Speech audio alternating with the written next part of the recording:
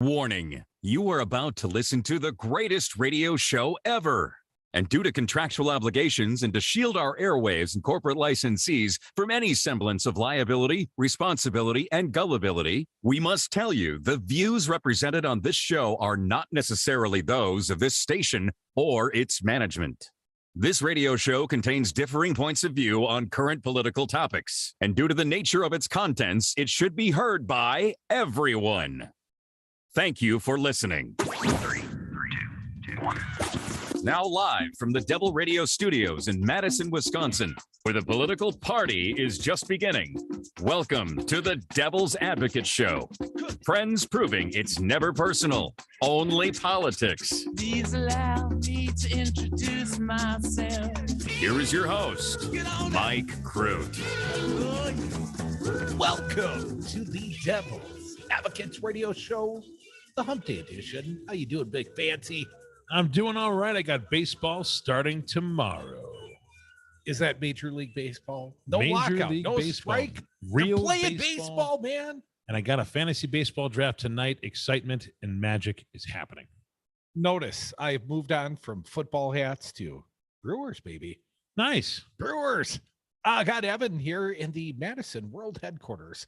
Lightly screening the calls at 844-967-2789.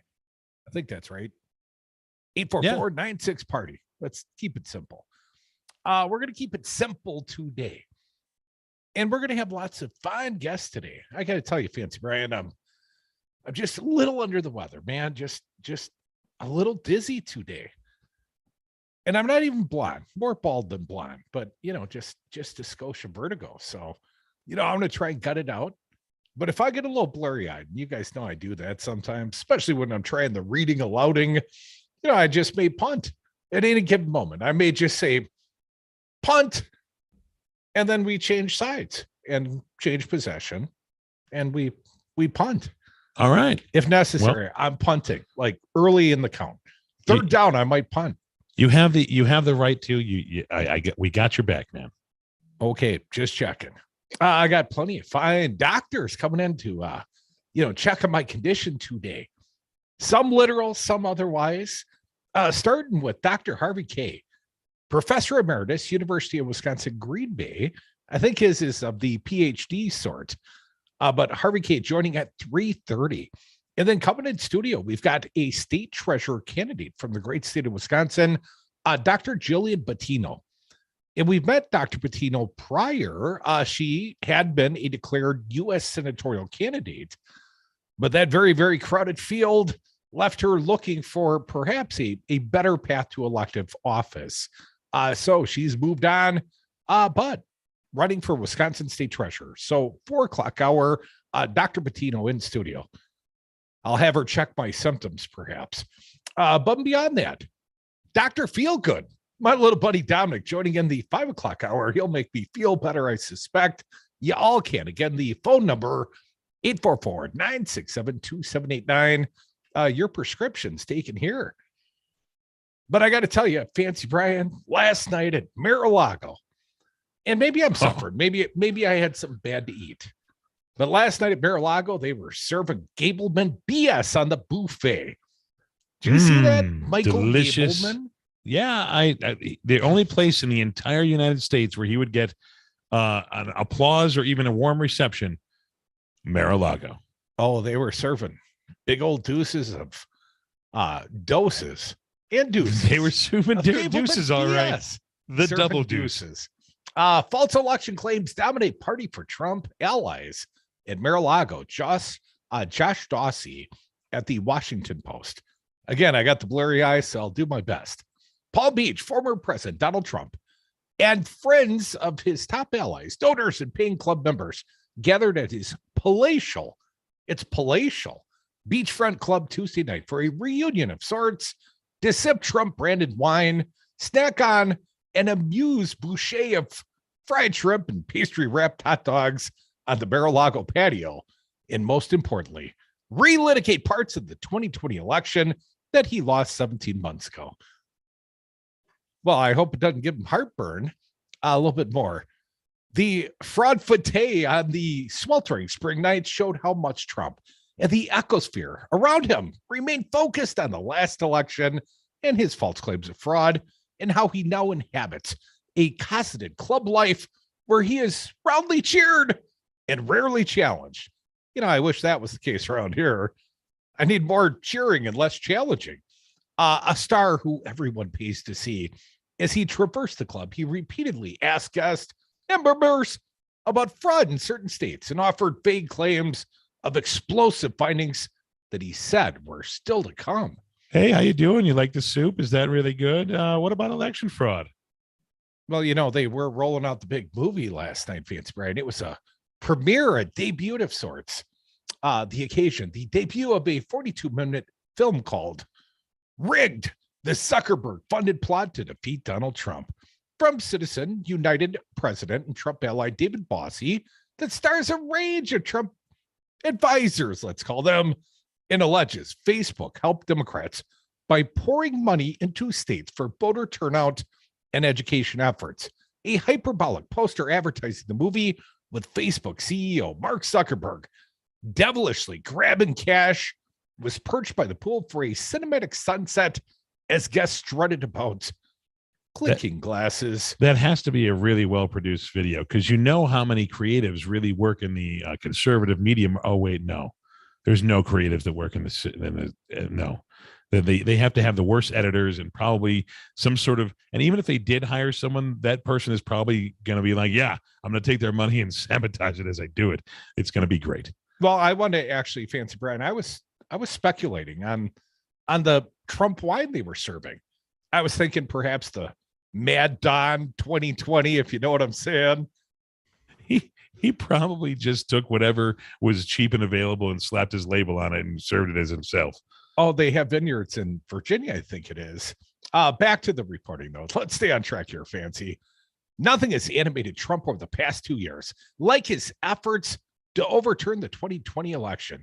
And he seemed particularly excited before watching the film, saying he was looking forward to its screening more than Citizen Kane, Titanic, and Gone with the Wind.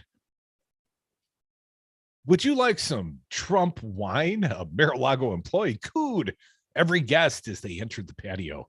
Guests walked past Trump's private quarters as they moved from one small crystal chandelier-packed ballroom for dinner through an outdoor concourse to another crystal chandelier-packed larger ballroom for the movie screening. The premiere, Fancy. A makeshift wall separated the makeshift movie theater from a ballroom dining area where employees cleaned up the nightly dinner from the club's paying members. As guests strolled through, they posed for pictures with Trump, who grinned widely. Why wouldn't he be? Trump drew lusty standing applauses. Whenever you see the word Trump and lusty, I assume Stormy Daniels is somehow factoring in. I just start getting nauseous. I feel nauseous. I'll keep reading. Trump drew lusty standing applauses every time he walked in, and before and after every time he spoke, and made money from every guest there. That's the sweetest part, right? They're all paying to be there, to salute the man. I wonder how it felt to all shuffle into that room to be forced to watch that stupid movie. I wonder if it felt like you have the reunion and then everybody gets together and then we have to watch that was us when we were 16. Oh, how dumb we looked. But no one's really, everyone's there because they're supposed to be there, but not necessarily because, I can't wait for this premiere. You don't know that. Donald Trump was quite excited. Trump's false claims about the election have unsettled American democracy and driven much of his party not to trust the results in 2020. They, at least in part, fueled the deadly attack on the U.S. Capitol on January 6th, and they have been largely debunked, with even many Republicans urging him, the former, to move forward and focus on President Biden. At the gilded Mar-a-lago, where an Air Force One model sat on a table and hundreds of photos and tributes to Trump hang on the wall, there was no talk of the January 6th commission probing the pro-Trump mob that ransacked the Capitol after his false claims of fraud. No one challenged any of Trump's claims about the election. The outside world, where he has often struggled to break 40% in popularity. And as an aside, when they talk trash about Joe Biden's low approval ratings, that would have been the summit for Trump. Trump was never as popular as Joe Biden now at his very worst, at least in the polling. Anyways, and Trump's grip on the Republican Party has faded. Some seem planets away from the mangrove bushes, palm trees, and ostentatiously gold rooms of Mar-a-Lago. Some of the people here say we shouldn't be talking about 2020, said Bossy, the convener of the evening. I think it's vital that we do. If we don't prove what happened in 2020, how can we stop it from happening again? A who's who of prominent advisors and election deniers and prominent challengers in his campaign to overturn the 2020 election gathered for the affair, along with random donors at the club for another event who spilled in, some hangers-on, and Washington operatives looking for business and candidates seeking his endorsement or help. Carrie Lake, a prominent Republican candidate for Arizona governor and supporter of Trump's claims, approached reporters and called the mainstream media the enemy of the people and urged them to quit and expose their owners. Don't you do that, Fancy Brian? Oh, and here we get to the main course. You do a good job of exposing yourself, Crudy. Oh, thank you, sir. There was lawyer Cleta Mitchell, who closely worked with Trump's White House chief of staff, Mark Meadows, to push fraud claims after the 2020 election and appeared with Trump on the call in which he demanded Georgia's election officials find votes to overturn the results. That is now under criminal investigation in Georgia. And here he is, Michael Gableman, the retired Wisconsin Supreme Court justice, corrupted, who oversaw criticized voter audit in that state, appeared in person and on film. Michael, you've been unbelievable, Trump said, thanking Gableman and bringing applause. Guests swelled to greet Gableman. His inquiry has made little pretense of neutrality and was led by figures who have shown allegiance to Trump or embraced false claims of fraud. And its findings were criticized. But one of the abrasive, my opponent on talk radio, Vicki McKenna, going to talk about her when we come back. Apparently, she's got a big furry problem. I'll explain. More devils.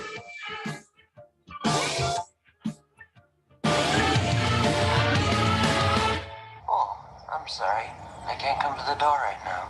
I'm afraid that in my weakened condition, I could take a nasty spill down the stairs and subject myself to further school absences. Take a hot bath and then wrap a hot towel around your head. And then make yourself some soup. You can reach my parents okay? at places of business. Thank you for stopping by. I appreciate your concern for my well-being.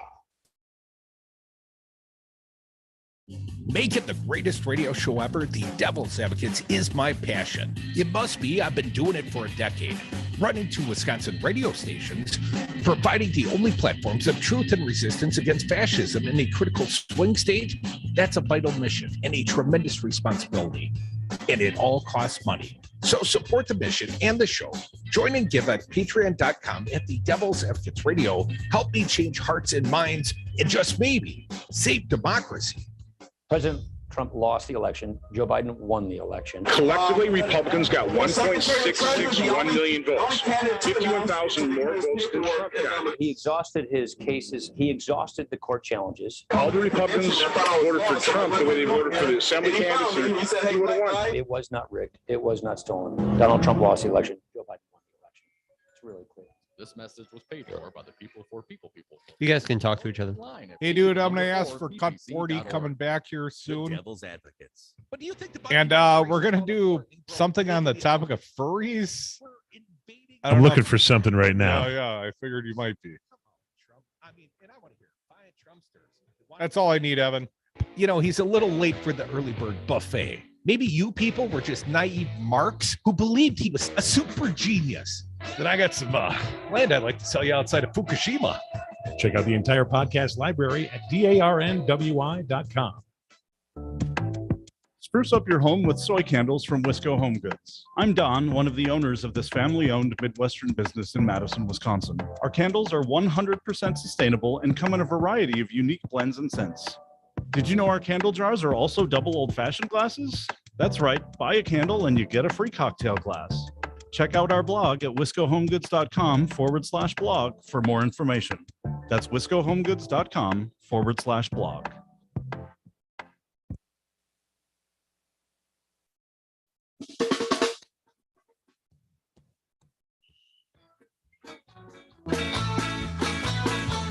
Devil's Advocates, tackling the issues you're not allowed to talk about at the dinner table. Must we take this disgrace? Another Bears fan throwing Welcome back insults to in our the face. Devil's Advocates radio show. The Bears, they do suck, and that's always appropriate to say aloud. But, you know, it's sort of a stretch for the context, and I'll tell you why in just a moment. But first and foremost, the big Mar-a-lago, the fraudathon going on last night. Well, Michael Gableman from the great state of Wisconsin was there, although he is one of the lesser citizens thereof. You know who was not there? Apparently, Mike Lindell, the My Pillow guy. But Mike Lindell did do some media, and Mike Lindell had some strange and candid things to say about the guy who heads up Dominion voting machines. And Fancy Brian, we've got some sound. Evan, appreciate your assistance in this regard. But at the end of the day, I think the audience should hear, you know, just who is in charge. I talked often about trying to be intellectually honest and bring you the truth. And here is the other side. Mike Lindell, cut 40. You know, whatever you did, you know, allegedly, I'll say that for the lawyers so I don't allegedly accuse you of something you haven't done, but I will accuse you of this. You've been part of the biggest crime this world has ever seen. Eric Coomer, president of Dominion, you've even said what you did or what you were going to do. You're disgusting. You're evil, and you belong behind bars, and we will not stop till you are behind bars. We're going to melt down your little machines, and you're going to hang on to your little prison bars. Let me out. Should have thought about that, Eric Coomer, before you did crimes against the United States, the world, and quite frankly, all of humanity. It's disgusting what you've done. You and Dominion, Jenna Griswold, all to our country. So he's mad. Well, that's the other side. And what he allegedly accused Eric Coomer of is like getting drunk and crashing his car and walking away from the crime. And he says it, and then he throws a couple of allegedlys in there for good measure. You know, as all good radio hosts do. Like if you had no idea what he was talking about whatsoever and came upon that guy like raving like that, would you go, wow, this guy sounds really cool and really credible. I'm going to go listen to him. Like, seriously, would you ever go up to that, like, and listen to anything he says and go, gee, this guy really has a point as to whatever he's talking about? Would I? Or anyone in general, like, when you come up on this, and there's lots of people that do. Hell, the guy appeared at Tim Rantham's gubernatorial campaign launch exactly in Campbellsport. Exactly. And also, I would point out the team he is on is the same team that Vicky McKenna is on. And Vicky McKenna is a detestable righty-whitey talk radio host of the place in Milwaukee and Wisconsin, Milwaukee and Madison, Wisconsin. She's playing right now. And the Associated Press had to do a little coverage. The same one. She's the one that's, you know, pushing the David A. Clarks and the Kirk Dolls and the Stop the Steal. And hell, I mean, Voss is not nearly crazy and fascist enough for this righty-whitey talker, as I'd like to think, for my inferior competition. But the Associated Press had to come out today, or more accurately, yesterday, and clarify the fact that a Wisconsin school district does not have a furry protocol. You know, furry like the Bears, right? Yeah. Most of the time you don't. You usually have to explain what a furry is to most folks. Well, this righty-whitey talk radio host, detestable in my opinion, made this claim. The Waunakee, Wisconsin Community School District in a suburb of Madison has a furry protocol that allows students who identify as furries to opt out of speaking in class, sit and lick their paws during gym class, and bark and growl in hallways. Now, the AP's assessment, something of a fact check here, false. No, apparently they don't. Really? The district does not have a protocol for students who identify as animals, and it does not allow disruptions at the school, according to Superintendent Randy Gutenberg. The facts.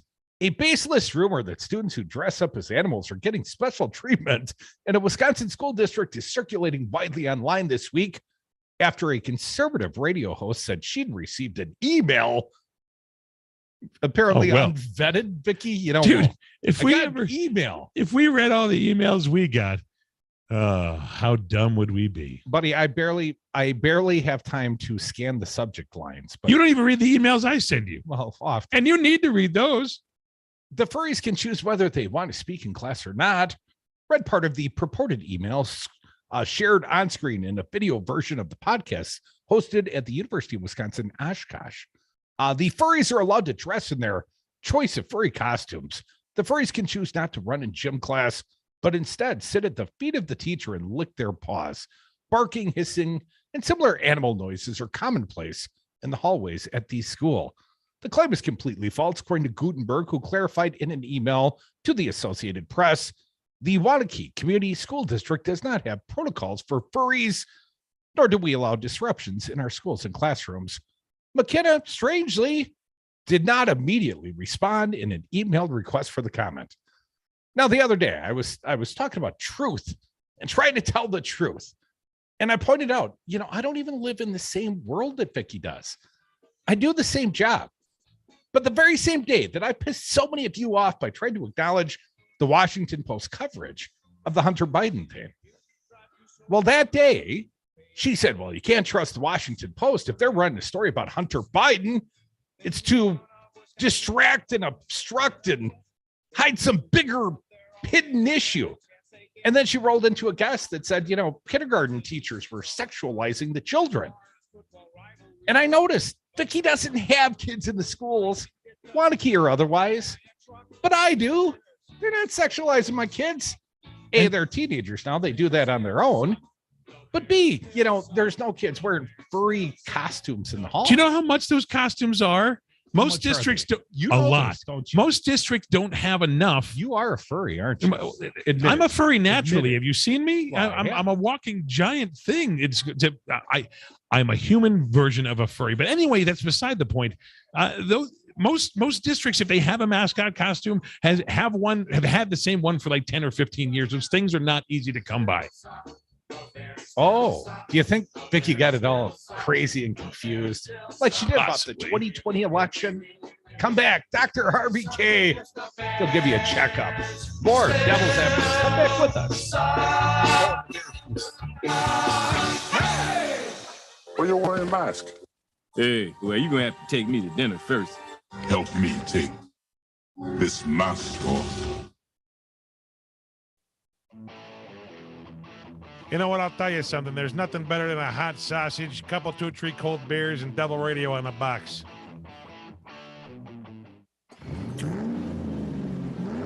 Mr. Kaye, how are you doing today? Batteries Automotive Service. Evan, how are you? I'm well. Nice to see you again. Nice to see you again. Nice to see you. As well as Mike. It's also nice to see Mike, by the way. Oh, yeah. And Brian's hiding there somewhere. I saw Brian for a brief instant. Yeah, that's all we need. Okay, we got about 3 minutes. Thank you. 3 minutes. Okay. Oh, whatever shall we do with ourselves? Are you going to bring me in with music or not? Yeah. Well, you feeling that Jackson Brown? Yes, let's do Jackson that. Brown. Let's do it. All right. Thank you. WTTN 1580 AM, Madison's home for progressive news talk radio. Tune in for the political party that is the Devil's Advocates radio show every day from 3 to 6 p.m. Join Native Roots Radio from 6 to 7 p.m. for updates about Native news, culture, and activism. The 7 o'clock hour is for local programming, including the Paul Revere Show on Mondays, Busted Pencils on Tuesdays, and the Up North podcast on Wednesdays. Update. I'm Ben Thomas with an AP News Minute. The World Health Organization reports the number of coronavirus cases reported globally has dropped for a second consecutive week. WHO says 9 million cases were reported last week, a 16% weekly decline. Deaths from COVID-19 totaled more than 26,000, but that also represented a decline. The UN Health Agency says confirmed coronavirus infections were down in all regions of the world. However, it cautions the reported numbers carry considerable uncertainty because many countries have stopped widespread testing for the virus. AP correspondent Rita Foley reports the WHO also offers some advice. The World Health Organization is warning countries not to drop their COVID-19 protocols too quickly and predicted that future variants could spread easily if surveillance and testing systems are shelved. WHO says it is tracking an Omicron variant that's a recombination of two versions, BA1 and BA2.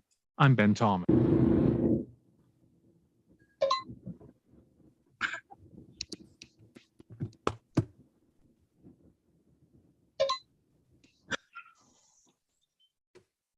Police officers know it only takes a few seconds of someone texting and driving for things to go terribly wrong. That's why officers are increasing enforcement of texting and driving laws. So put your phone down when driving, or be prepared for the consequences. You drive, you text, you pay. Paid for by NHTSA. DQ presents How to Know If Spring Has Sprung. Step 1, stop by DQ and order from the new Spring Treat collection. Step 2, grab a Fruity Blast Dip cone, poolside punch, twisty misty, s'more shake, or any of the colorful treats at DQ. Step 3, declare spring has indeed sprung and repeat steps 1 and 2 all season long. You know how to do it. So get your spring started today with the new Spring Treat collection only at DQ. I recollect it was good pizza. It tastes good. For Double Radio 92.7 FM and WTTN 1580 AM, I'm Sam Butson with your headlines. UW Whitewater's interim chancellor resigned earlier this week, mainly because the University of Wisconsin system moved forward with a survey that will ask students about free speech rights, despite his and other chancellors' objections. He claims he cannot encourage candidates to apply for the chancellor position in a system that does not support it. The legislature at Voss or whoever demanded undergraduates on all the campuses system Thursday president and must be completed by May 6th to assess students' knowledge and experience with the First Amendment. Yesterday, the Milwaukee Brewers catcher, Pedro Severino, was suspended Whitewater 8 games chancellor was without pay also for the use of the performance-enhancing substance clomiphene, also known as Clomid. Clomiphene is an anti-estrogenic substance most commonly used to aid fertility in women. It is not approved by the He was a FDA for retired use guy by that came men in. for any condition, but can alter testosterone levels. You're listening to Double Radio 92.7 FM and This is the second WTTN check? 1580 AM. The second interim, the other one. Oh, because yeah. Wasn't getting anywhere. The Devil's Advocates, making radio great again. Welcome back to the Devil's Advocates Radio Show, the Wednesday edition. I do believe I got a fine guest joining me for Hump Day. He is Dr. Harvey Kaye, a professor emeritus at the University of Wisconsin Green Bay. Harvey, welcome back. It's great to be back. Absolutely. Well, you must be back home. Last time I saw you, you were here in the studio with me in Madison. Harvey, back near home, I suspect. Where is that? Green Bay area? Green Bay City. In fact, the city of Green Bay we live in. Well, Harvey, before we get done with today, I want to ask you about the election that happened yesterday in the great state of Wisconsin. But I also, and I know we're going to talk about the Economic Bill of Rights. I know that that's one of your favorite issues, Harvey. But I got to ask you about the little buffet event, the fraudathon that happened at Mar-a-Lago last night, where Donald Trump invited Michael Gableman down as a honored guest to basically regale the guest with tales of sucker bucks and stolen rigged elections. It's odd to me, but I don't know how we move on. I don't know how we get to kitchen table issues if we can't establish, the basic rules of reality and democracy, Harvey. I get stuck on some of these things. By the way, help me out. I hate to sound ignorant. Who's Michael Gableman? Well, Gableman is the special prosecutor that was hired by Robin Voss here in the state of Wisconsin. Oh, right. Sorry. I'm blanked on elections. The election, Yes. Harvey. Right. Let's roll back the Electoral College, or at least I think we should strongly consider that. That was his conclusion, predicated on zero evidence he offered during his interim report. You recall the guy, corrupted former Supreme Court justice. Yeah, I apologize. It just literally left me a moment. I had a whole different direction I was moving in when you said Michael Gableman. But yes, I know who that is. This is part of a larger this question that a few of us have been talking about, friends of mine, and that is that for some time now, the Republicans nationally and at the state level, not all at the national level, but overwhelming majority, they seem to be living off of two big questions that they posed, neither one of which is real in other words, not part of our reality. The first one, the stolen election.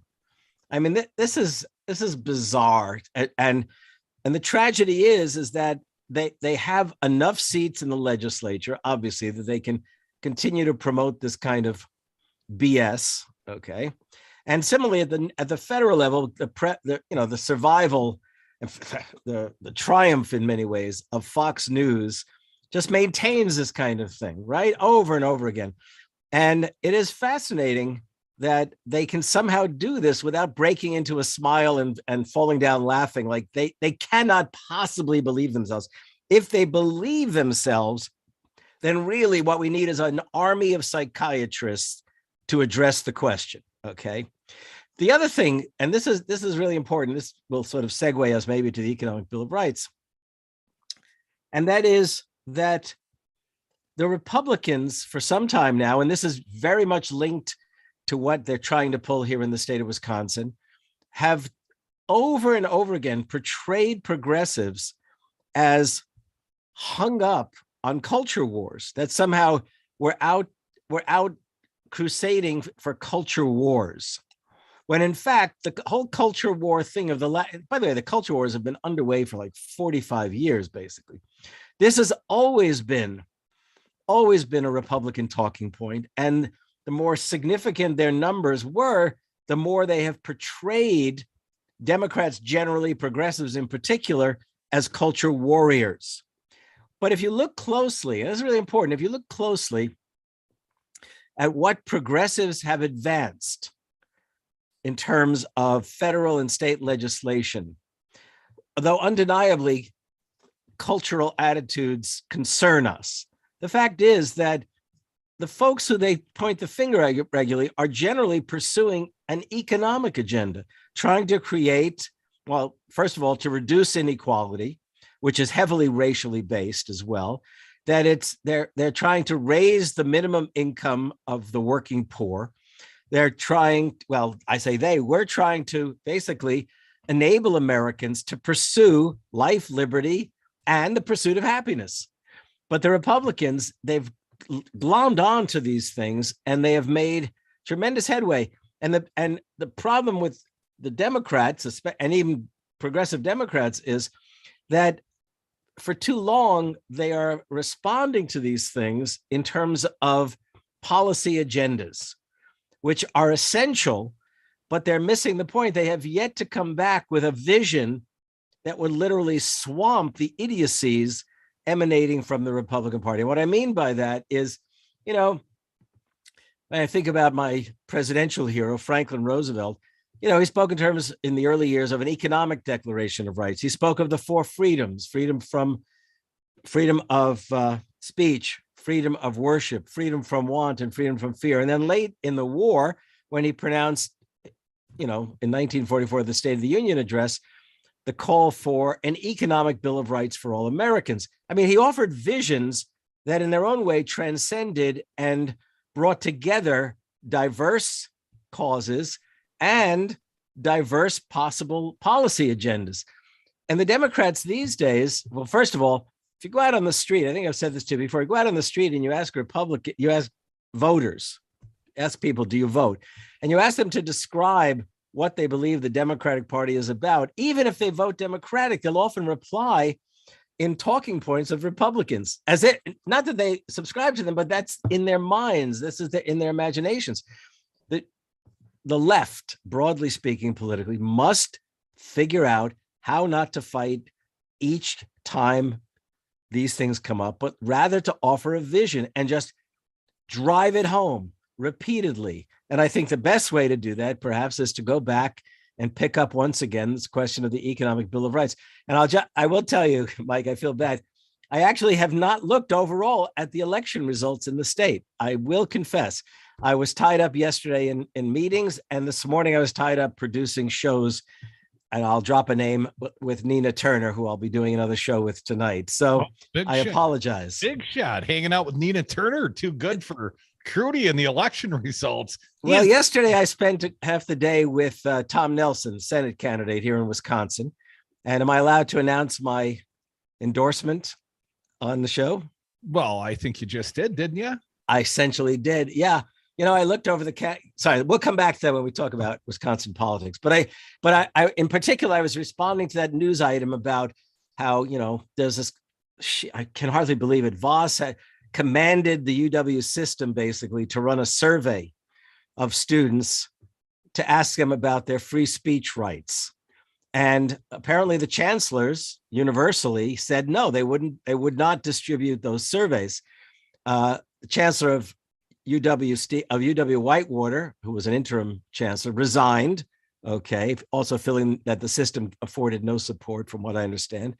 And so now the president of the system, I guess, is going to distribute the stuff himself. It is a himself, I believe. And I mean, that's crazy. I mean, we're going to spend all this money. And they're not doing it truly because they want to know. They're doing it because they want to keep that Republican culture war agenda there. I mean, students have free speech rights. What they don't have a right to is to attack each other in personal ways in the classroom, period. I mean, that's just, that would be unacceptable. No professor would put up with that kind of crap.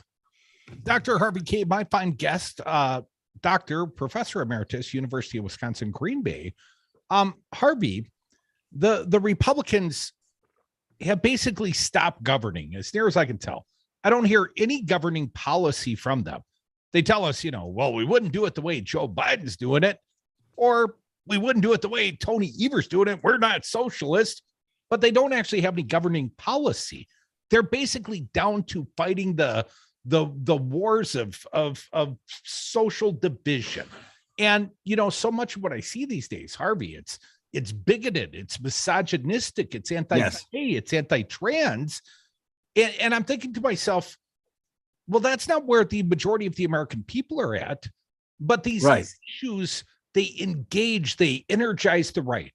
And whether it's Vicky McKenna, this right-wing talk radio host, claiming that a local school district's got a policy for furries, or whether it's Michael Gableman running down to Mar-a-Lago to stroke Trump's ego and tell him what he wants to hear. Oh, the last election, it was rigged. Again, Harvey, if it was just about comparing the policies of the Democrats, you and I both have our issues at times with the Democratic Party and the politicians thereof. But there's only one party that's even trying to be the adults in the room here, tell the truth and govern the nation. And that ain't the Republicans, Harvey. Yeah, well, the adults in the room are, let me take one example of how the adults in the room are just utterly failing. I know you find me always to do this.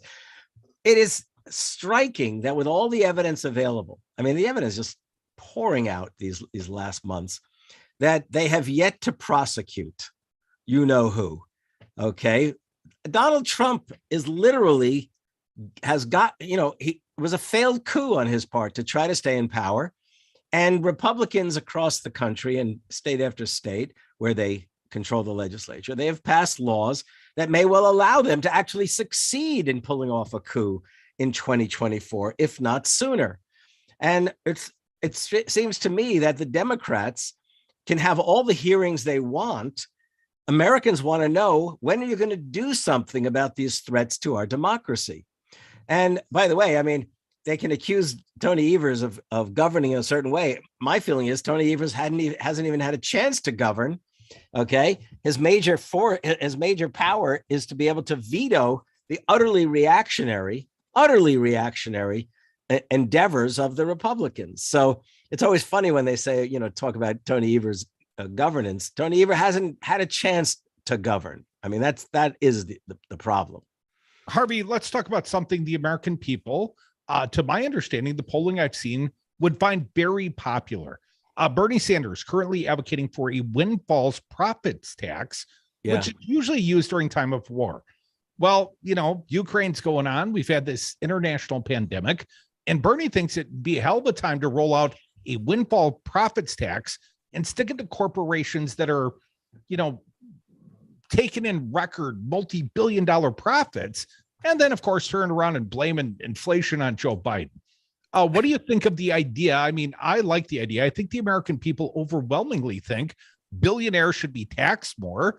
And if this is the means, then this is the means. But Harvey, I realize it's not the fully flushed out economic Bill of Rights, but what about this particular proposition from Bernie?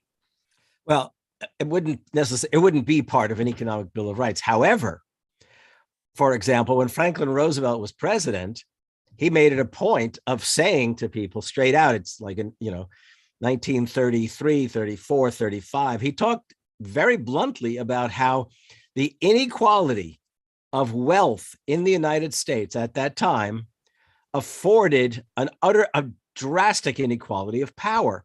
and that if you're going to have a democracy, you cannot have that kind of inequality. Then they weren't called billionaires, they were called the multimillionaires.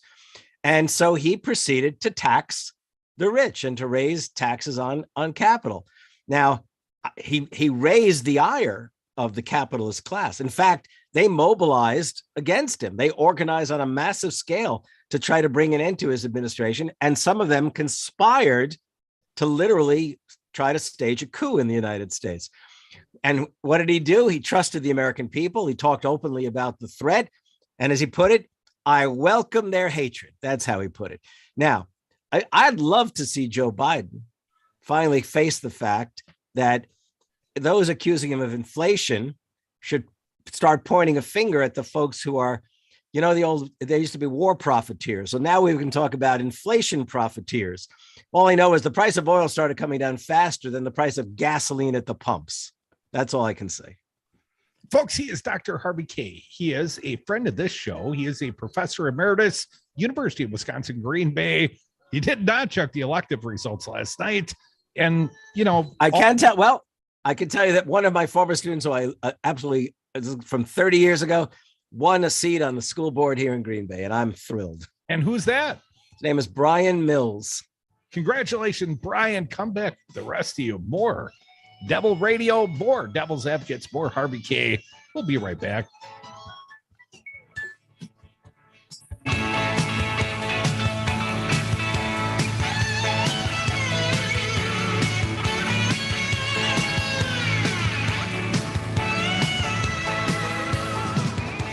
And the buck stops with me. I wonder who that is, honey. Hugs with family. Can anybody hear me when I speak? Get over here. Getting back to the moments we miss starts with getting informed. I miss you so much, Grandpa. Get the latest info about COVID-19 vaccines at getvaccineanswers.org. It's up to you. Brought to you by the Ad Council. Treat yourself to some Wisco Home Goods natural lotions or sugar scrub in 2022. I'm Don, one of the owners of this family-owned Midwestern business in Madison, Wisconsin. Our natural hand soaps, lotions, and sugar scrubs offer you the luxury you deserve. Wisco Home Goods self-care products come in a variety of scents you're sure to love. So go on, add a little pampering to your daily routine. Order at wiscohomegoods.com. Natural, healthy, nourishing self-care and more at wiscohomegoods.com. Douglas LaFollette, welcome back to the Devil's Advocates Radio Show. Good to be here, Mike. Across the country, in most every state, the Secretary of State is the person who is in charge of the election. And we've seen lots of hanky-panky in Florida back during the Al Gore election, in Ohio and Georgia and Arizona and Michigan. We appreciate you coming around, sir. Check out the entire podcast library at darnwi.com. Hi, folks. This is Kirk Bankstad at the Monaco Brewing Company, and I am proud to introduce you to Choice, our new pink grapefruit flavored hard seltzer. Choice was made in collaboration with Planned Parenthood of Wisconsin, and 5% of the proceeds from every can goes to support them and their fight for reproductive freedom. Choice hard seltzer tastes great and comes in at only 105 calories per can.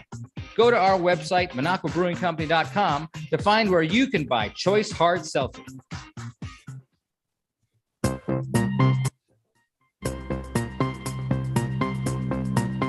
The Devil's Advocates. So relevant, they have one foot in tomorrow.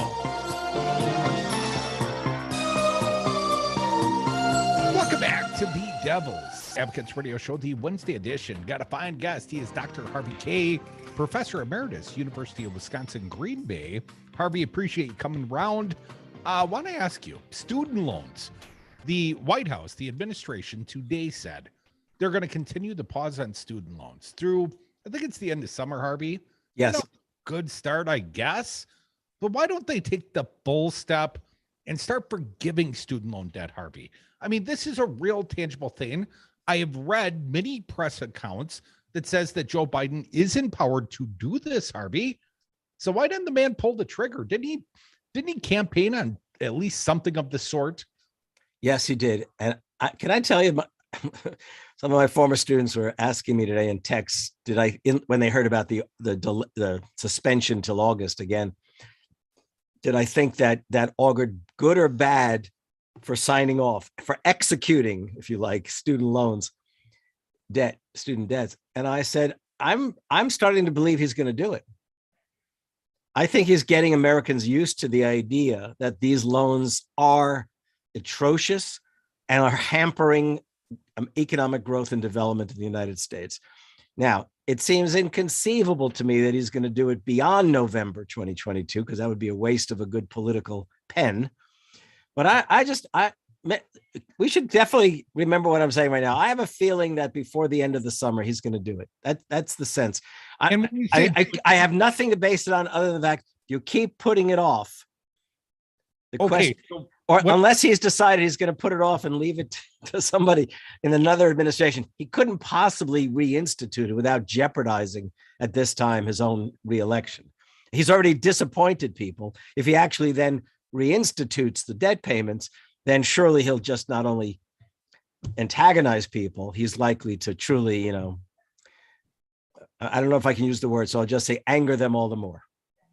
Fair enough. Harvey Kaye, Economic Bill of Rights. We know there are state lawmakers. Can I just add a note to that student loan thing? I've been tweeting in favor of abolishing the student loan debt. But I also want to say, and this could anger some people, but that's part of my business to anger people. I think if we're going to write off the student loan debt, that we should also have Congress pass a law outlawing for-profit higher education. I really do mean that. I don't mean private schools or Catholic universities or Protestant universities. I'm talking about for-profit higher education. Because I know that a lot of the debt that's accumulated is not only students who just can't afford the rising tuition rates at UW system campuses. I also know that a lot of people start these programs, these private for-profit schools, and you see them popping up all over. And, basically they just never finish. And the programs themselves are utterly inadequate, packaged programs. So I'd like to see them abolish student debt and abolish for-profit higher education. Well, Harvey, I would just point to one sports analogy. There is a University of Phoenix stadium, but no University of Phoenix football team. They are a for-profit university making so much money. They took naming. That's right. The local stadium. You got it. Harvey, Economic Bill of Rights. I know this has been your buzzwords. I know you write continuously about this, and I know it's being supported and legislatively being rolled out. I believe Christina Shelton and Francesca Hong.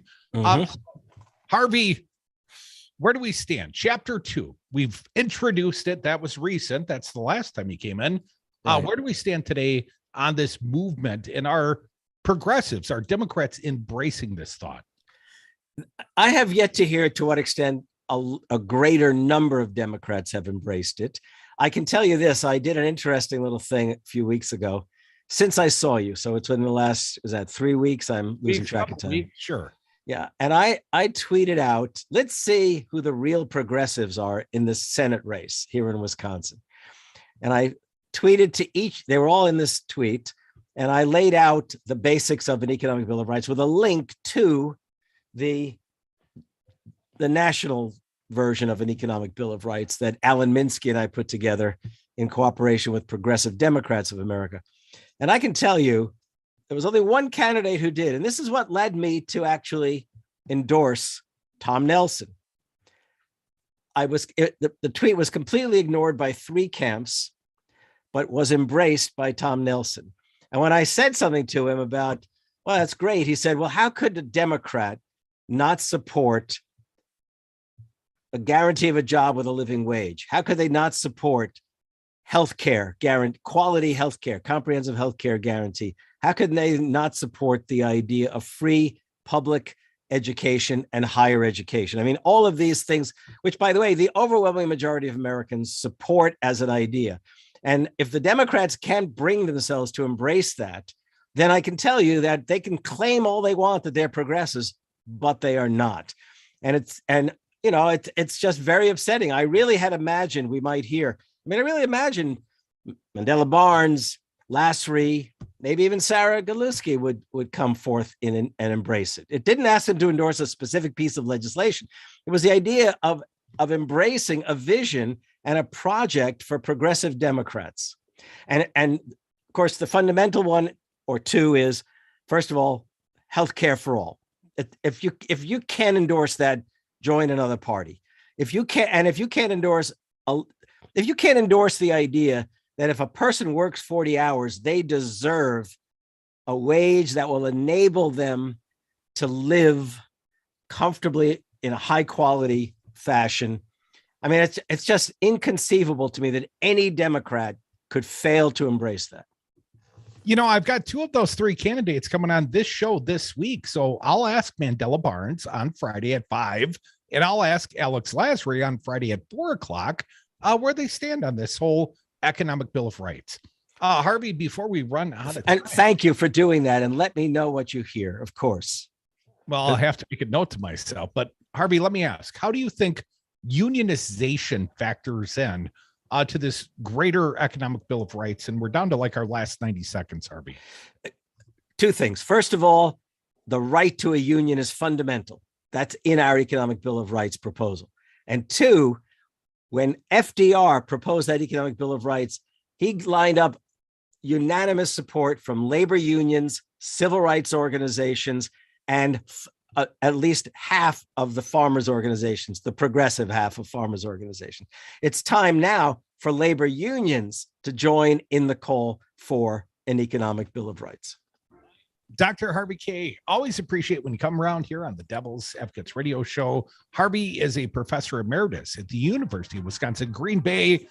And unlike Judge Pocan, apparently that's the reason Ron Johnson rejected him.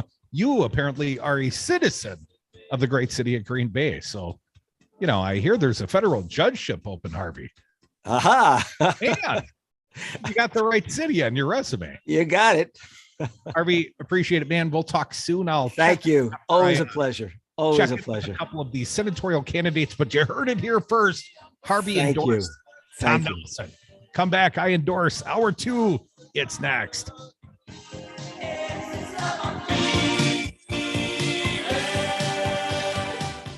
This is a house of learned doctors. Doctor. Doctor. Doctor. Doctor. And doctor. Hi, this is Brad from Zero Res. If you need someone to help with your carpet cleaning, business or residence, please give us a call. We have the best system available and an amazing team of friendly technicians. Call us at 848-9000 or schedule online at zeroresmadison.com. 3, 2, 1, 0. Hey, it's Rocker, and I'm lifting off from Sal's Tomato Pies, enjoying a brand new cocktail called the Cosmonaut. It's an improved take on the classic cocktail with Madison-made Rocker vodka, featuring orange liqueur, house-made citrus cordial, lime, and cranberry. Experience liftoff with the Cosmonaut, the new cocktail featuring Rocker vodka at Sal's Tomato Pies in Sun Prairie, Madison, and the Dark Horse Art Bar. Must be 21. Please drink responsibly. Listen to the Empowered Caregiver Show each Saturday and Sunday morning at 9 a.m. with hosts Liza Hellenbrand and Kristen Voss. Right here on Devil Radio 92.7, WTTN 1580 AM, and the Devil Radio app. You are listening to WTTN 1580 AM Columbus, W224 EG Madison, always streaming on the Devil Radio app. AP News, I'm Ben Thomas. Ukrainian President Vladimir Zelensky says Russian forces are trying to push deep into Ukraine's east. He's pressing the West for more military aid.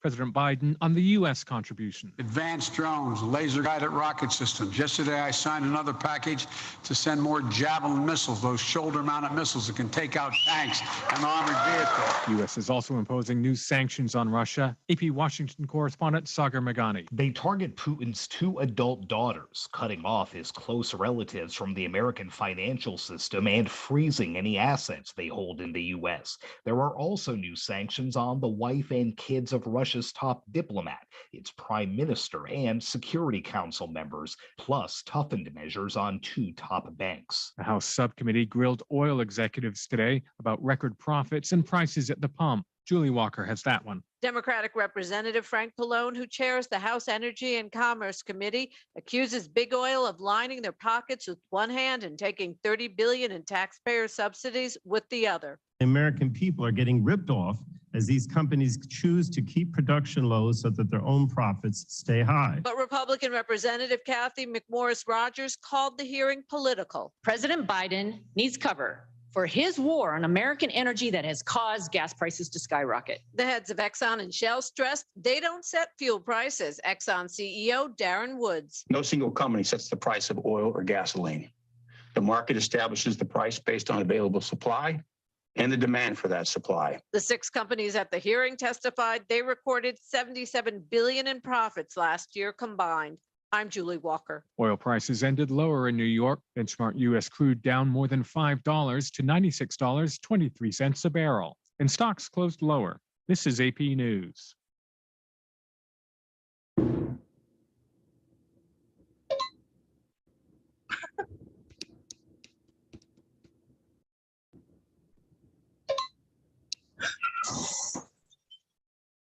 Police officers know it only takes a few seconds of someone texting and driving for things to go terribly wrong. That's why officers are increasing enforcement of texting and driving laws. So put your phone down when driving, or be prepared for the consequences. You drive, you text, you pay. Paid for by NHTSA. DQ presents How to Know If Spring Has Sprung. Step 1, stop by DQ and order from the new Spring Treat collection. Step 2, grab a fruity blast dip cone, poolside punch, twisty misty, s'more shake, or any of the colorful treats at DQ. Step 3, declare spring has indeed sprung and repeat steps 1 and 2 all season long. You know how to do it. So get your spring started today with the new Spring Treat collection only at DQ. Happy tastes good. With better reception than their tinfoil hats, why listen to any other station? 92.7 FM and WTTN 1580 AM, Madison's home for Devil Radio. Listen to Devil Radio 92.7 and WTTN 1580 AM, Madison's home for progressive news talk radio, bringing you a lineup of live talk radio every single weekday. Start your mornings off with Matt Flynn Direct from 6 to 8 AM. Then join the Stephanie Miller Show every weekday morning from 8 to 11.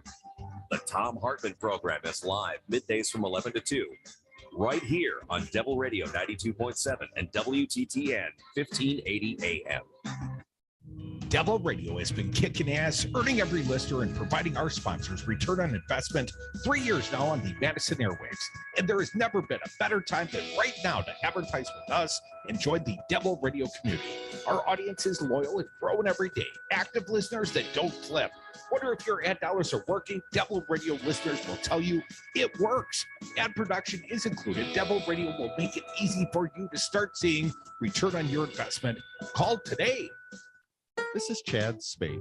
In 1992, I moved to Madison to pursue a PhD at UW, and I started a residential remodeling company called Chad's Carpentry. I was eager to make a difference, to change the world, and I soon realized that our remodeling company was a great place to start. We pride ourselves on understanding how houses work so that your home improvement project actually improves your home, and we love what we do. To learn more, go to chadsdesignbuild.com. And thank you, Madison, for 30 great years. Miss your favorite show? Find our entire podcast library at devilradio927.com.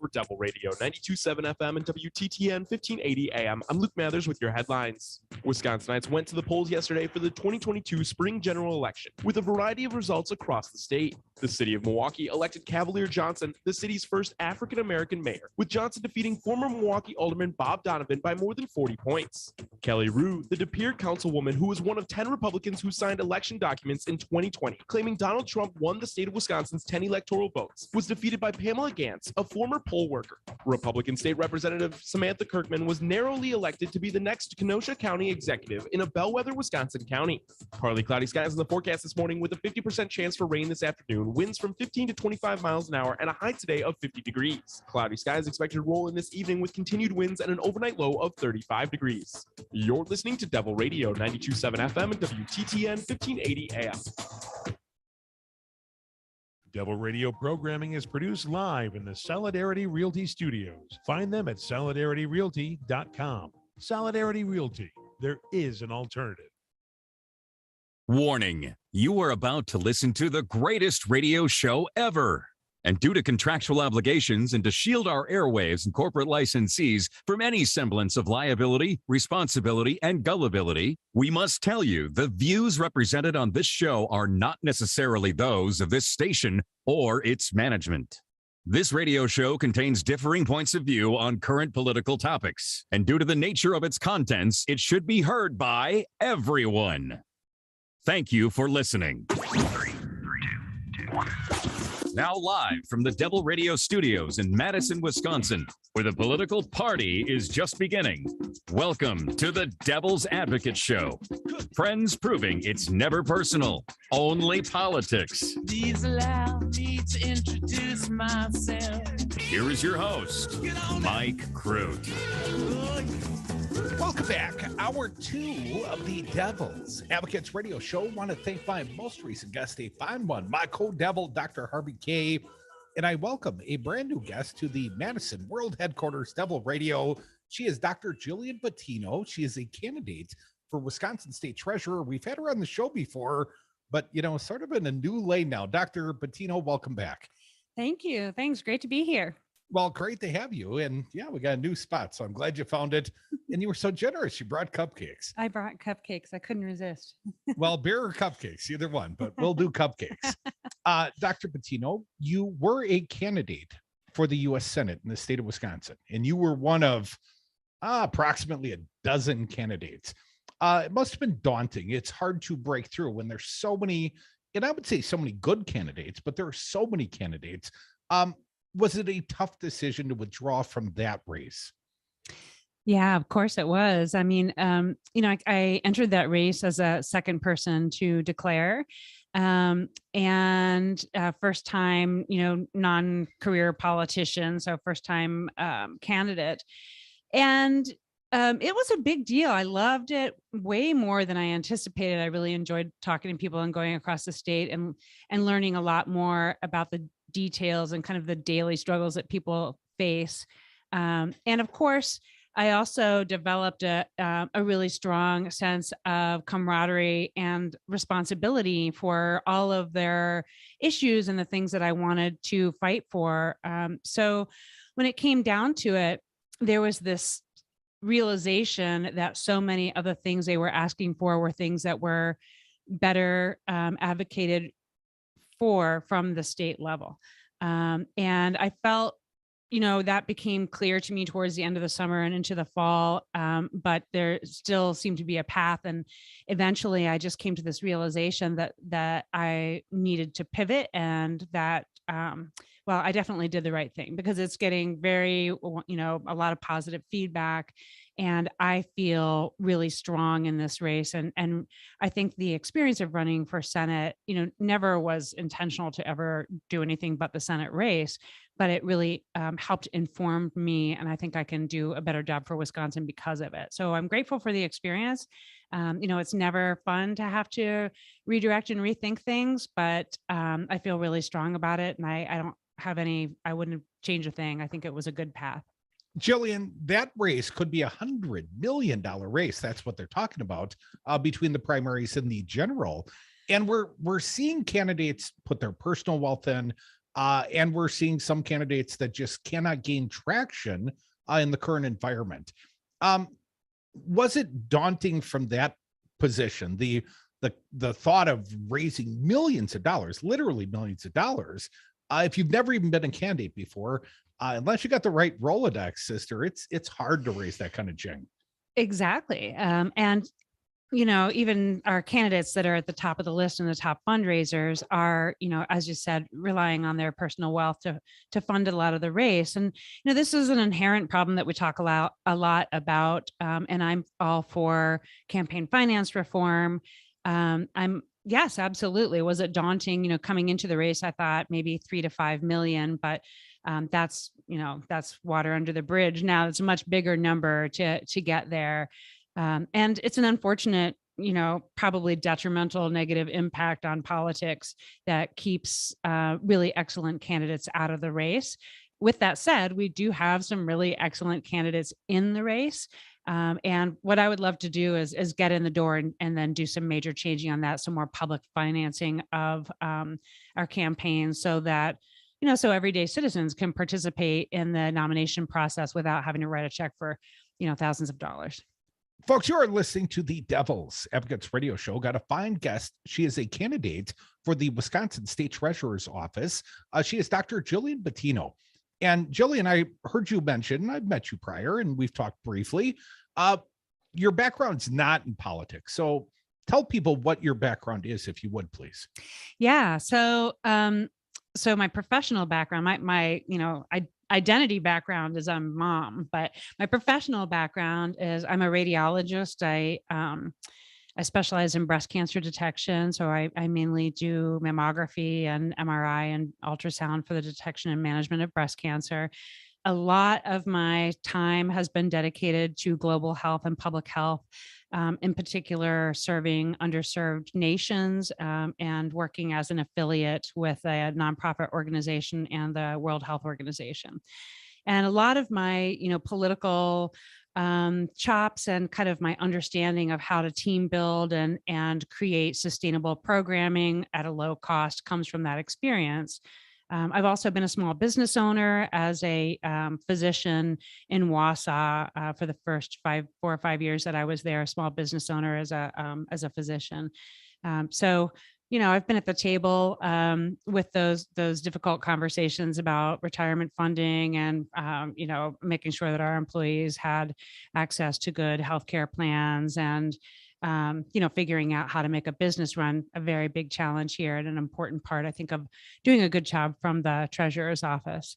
So that's a little bit about my background. I mean, obviously, there are other just pieces of me that I have paid enormous student loans as a medical student. And of course, the day that I got my first job, I started saving for my own kids' colleges. So all of those are really hitting home for me. I also I'm a guardian of my little brother who's disabled. And I, definitely the needs of the disabled community and the veterans community are foremost in my head, just because they're things that I've dealt with on a lifelong basis. No, I don't mean to interrupt, but I'm inquisitive. I understand you live in the Wausau area, and for those living or listening, at least outside Wisconsin, Wausau is sort of I'm going to call it the gateway to the North Woods. Wausau is sort of the last big city as you go to northern Wisconsin. Does that geographically, does living in that part of the state give you a differing perspective? I mean, I can look down the road here and see the Wisconsin State Capitol from here. That's a long ways to Wausau. Yeah, it's a very different Wisconsin up there. It's a whole different feel for it. I was just saying to my daughter in the car that, it's such a heterogeneous state. You feel like you're almost in Chicago when you go to Milwaukee. It's such an enormous city with 8 lanes of traffic. And in Wausau, I have one stoplight between my house and where I work, and it's, a 40-minute drive. So a very different state, much more agricultural. And the challenges, are different and the same. I think, people in general are focused on the price of gas is a big thing right now. I've had patients not be able to come in for follow-up because they can't afford the tank of gas it's going to take for the long trip for rural patients to the hospital. And, schools, those are always the issues, schools and opportunity and excellent funding and safety, public safety. And, a lot of the issues are the same, but there's definitely a difference. And there's certainly a difference in the types of voters. There's a lot of independents out there, and there's a lot of room for discovering that common ground that I think is the future for strength in the Democratic Party in this state. Gillian Battino, was Wisconsin your home? Did you grow up in Wisconsin? So I was born in Ohio, in the Midwest. We moved around a little bit. You didn't go to Ohio State, did you? Really? Are you a Buckeye? I'll try not to hold it against you. I went for medical school, but I did my breast fellowship at UW-Madison. So, Okay, so that's better. So amends have been made. Yeah. Yes, that is true. So not a Wisconsinite. What brought you to Wisconsin? How'd you end up in Wausau? Yeah. So we graduated from med school and then went up to the UP. And we were there for about 4 years. It's really difficult to practice UP medicine. My husband's a urologist, and just subspecialty medicine is challenging. So we thought, okay, we're going to head a little south, and drove through Wausau and saw the ski hill, and drove around some of the schools, had a nice dinner downtown, and just really loved the feel of it. So we've been there for 17 years now. It's our home. I mean, I feel like a transplanted Wisconsinite. Gillian, when I talk to my neighbors, for many, many years, I never wondered what their politics were. That's not how I led any conversation in life. Maybe at a bar occasionally, but never really just, are you a Dem or a Republican? Are people skeptical of Dems and of their neighbors in that part of this state? Do you feel like people are really shy to talk about their politics because they are a little leery of their neighbors? Well, I mean, there's this Wisconsin nice thing that's very real up there. And I think that we do tend to talk to our neighbors about the good things in life and, or about our personal struggles, or, who's wrestling well and what soccer team is winning, and, all the community types of events. But one thing I'm discovering is that I think Dems hesitate in these red areas or purple areas to put the signs up. And so once you put up a sign that says, Biden Harris, or, Will Harris for judge, or, that demonstrates that you're a Dem, then you start finding your connections. And I've been pleasantly surprised, going from spending an awful lot of time in the reading room and working, very long hours, to spending more time in the community. We have a strong Democratic community. Up in Wausau, we had a recent push for something called the Community for All, which was a resolution that was proposed to. That's just 1 minute. We got 1 minute left in the period. Sort of a hockey thing. That was fun. Okay, so a resolution that was proposed to bring people together. And that, I think, brought a lot of Dems out of the woodwork and connected us all. And we've been really doing well. Yesterday, we had some great wins on the school board. So I think it's not as red and purple as we think, more blue, and we're headed that way. Candidate Gillian Battino, she is a candidate for Wisconsin State Treasurer. And Gillian, I haven't even asked you why you're running for State Treasurer. So you can stick around a few more minutes for me. Awesome. That'd be great. Come back with us. You're listening to the Devil's Advocates Radio Show. We are in the world headquarters. She signed the door, Fancy Brian. I'm having people sign the door here.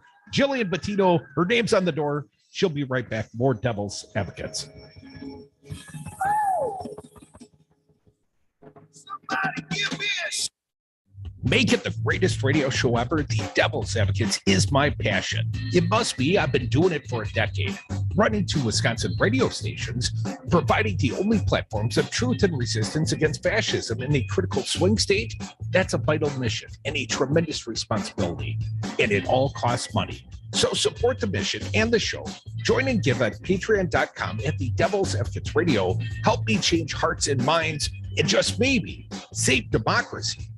President Trump lost the election. Joe Biden won the election. Collectively, Republicans got 1.661 million votes, 51,000 more votes than Trump got. He exhausted his cases. He exhausted the court challenges. All the Republicans voted for Trump the way they voted for the assembly candidates. He would have won. It was not rigged. It was not stolen. Donald Trump lost the election. Joe Biden won the election. It's really clear. This message was paid for by the People for People Corporation. Donate online at p4ppc.org.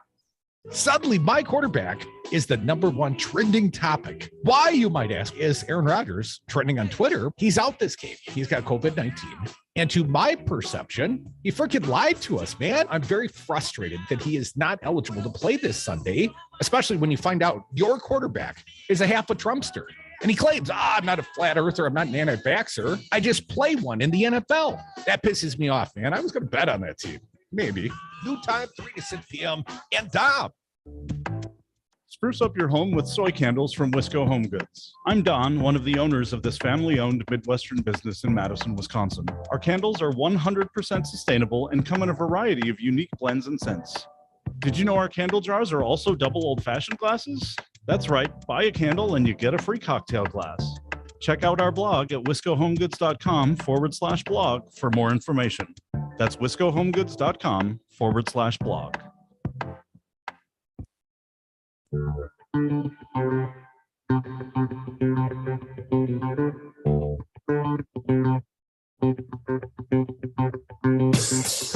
Grass-fed, locally raised, 100% organic. The Devil's Advocates. Welcome back to the Devil's Advocates radio show. I've got a fine guest. She stuck around. She is Dr. Gillian Battino. She is a candidate for the Wisconsin State Treasurer's position, the position being vacated by Sarah Godlewski. Now, Sarah Godlewski is running for U.S. Senate, or were you? I guess we should use past tense. But now you're running for the state Senate. Sorry, I'm struggling to keep them straight. The Wisconsin State Treasurer position. So Gillian, why that job? Well, I am certain that it is a enormous underutilized opportunity. And in talking with Treasurer Godlewski about this, she really, it resonated what she described. So I was at a meeting and she was talking about walking into the treasurer's office after she won and about peeling paint, wires hanging from the ceiling, a flip phone, and, inadequate computers if there were any. And it reminded me so much of walking into a radiology department in a lower middle income country in Guyana and South America and seeing the same thing. And in a short period of time, being able to build that into a functional, life-saving department. And it, I think it's the same type of thing. She started that work, but that is what we need to do. I kind of look at this in we need three sort of pillars of progress here. Certainly one, doing the work of the treasurer, a board of commission of public lands, making sure that our common school funds are getting out there and getting spent, making sure that we're funding municipal projects. And then sort of these turnkey solutions that are available without legislation, which I can talk more about, and then utilizing the office as a platform for progress. Let's talk turnkey. Let's do stuff without the support of the Republican-led legislature, because that may not change. So what can you do without them? Excellent. So this is very exciting to me. So there's a program called the ABLE program. It stands for Achieving a Better Life Experience. 46 states have this program as a statewide program. Wisconsin has the opportunity to utilize other states' ABLE programs. We don't have the program. The program itself is a tax advantage savings program for people with disabilities. And currently it's limited to people whose disabilities were diagnosed before the age of 25. But the National Association of State Treasurers, I attended their meeting recently and learned all kinds of exciting things. So this is one of them. My son, who just turned 18, has an ABLE account.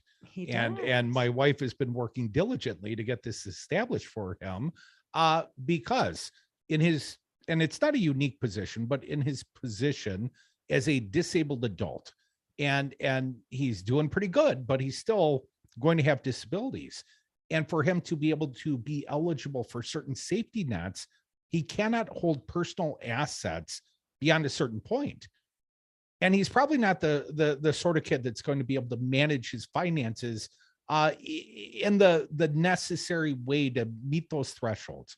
So for him, this ABLE account is a way for him to still go out and work hard and earn money towards college and save that money, but without meeting these thresholds that would make him ineligible if he needs some sort of safety net later in life. So anyways, that's my experience. I'm new to these ABLE accounts, but they're a really big deal to the families they affect. Exactly. It's all about creating financial security. And whether we're talking about ABLE accounts, which is, a turnkey solution, it's not, we don't have it here in Wisconsin. 46 states have it. So we should be next. I want to make that happen, but we don't have to have it to elevate and draw attention to that opportunity. I am also the guardian of a person with disabilities, and I wasn't even aware of the ABLE opportunity. So kudos to your wife. But I think that this office simply needs to amplify that message, make it available, and assist with getting this moving for more families who have folks with disabilities. And then also expanding that to, I think the proposal is so that if you're diagnosed before age 46, will include many of our disabled veterans, which is another wonderful opportunity to provide, financial security for a group of people who are more vulnerable, later in life. So yeah, it's a wonderful turnkey solution, and that's exciting. I've seen state banks proposed, and I almost feel like Sarah Godlewski is an advocate of something of that sort. I'm wondering, have you seen her proposal? Maybe I misremembered, Gillian. Is that anything you would advocate for the citizens of Wisconsin to have a Wisconsin state bank? So there, I haven't seen her proposal if she's had a proposal, but I have read some about it. And basically, opportunities to provide citizens of various means with affordable loans are always the right thing to do, right? That's how you narrow the wealth gap. And the ABLE program is also a mechanism of narrowing the wealth gap. Baby bonds are a mechanism. The 401 Kids program are a mechanism of narrowing the wealth gap. So yes, I think state-run banks is definitely on the list of things to consider to assist with equity and taking better care of people.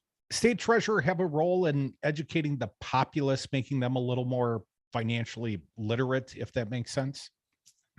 Absolutely. It's a huge part of the role. My son right now is in a financial literacy class at Wausau West High School. And it's part of what we're doing already, but keeping that going and making sure that the curriculum is utilized and that it's widely available and that kids are actually getting it delivered in a way that's applicable to their future lives is part of the role. And if we have baby bonds and we have financial literacy taught in school, then that's the opportunity to merge those two things and help those kids save. Gillian Battino, Dr. Gillian Battino, I don't mean to drop the hard-earned title. People want to support your campaign for Wisconsin State Treasurer. Give them the website, tell them how they can get involved. So if you get online and look at Battino for State Treasurer, you'll find it. There's a website there. And of course, we're on Facebook and Twitter. And yeah, we'd love to hear from people. And obviously donations, fundraising is unfortunately a lot more important than we would like it to be. So small dollar donations are wonderful. So thank you very much. Yeah, you're very, very welcome. Thank you for the cupcakes. I wish I could share one with you, Fancy Brian, but that's not going to happen. Thank you, Dr. Gillian Battino, candidate for Wisconsin State Treasurer. Stick around. More Devil's Advocates. We'll be right back.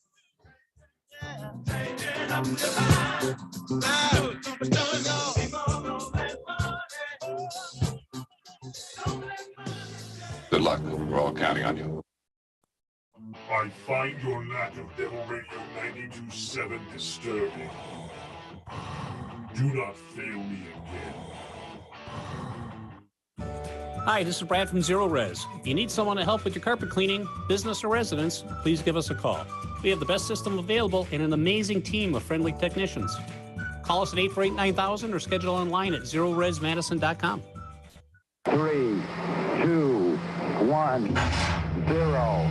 Hey, it's Rocker, and I'm lifting off from Sal's Tomato Pies, enjoying a brand new cocktail called the Cosmonaut. It's an improved take on the classic cocktail with Madison-made Rocker vodka, featuring orange liqueur, house-made citrus cordial, lime, and cranberry. Experience liftoff with the Cosmonaut, the new cocktail featuring Rocker vodka at Sal's Tomato Pies in Sun Prairie, Madison, and the Dark Horse Art Bar. Must be 21. Please drink responsibly.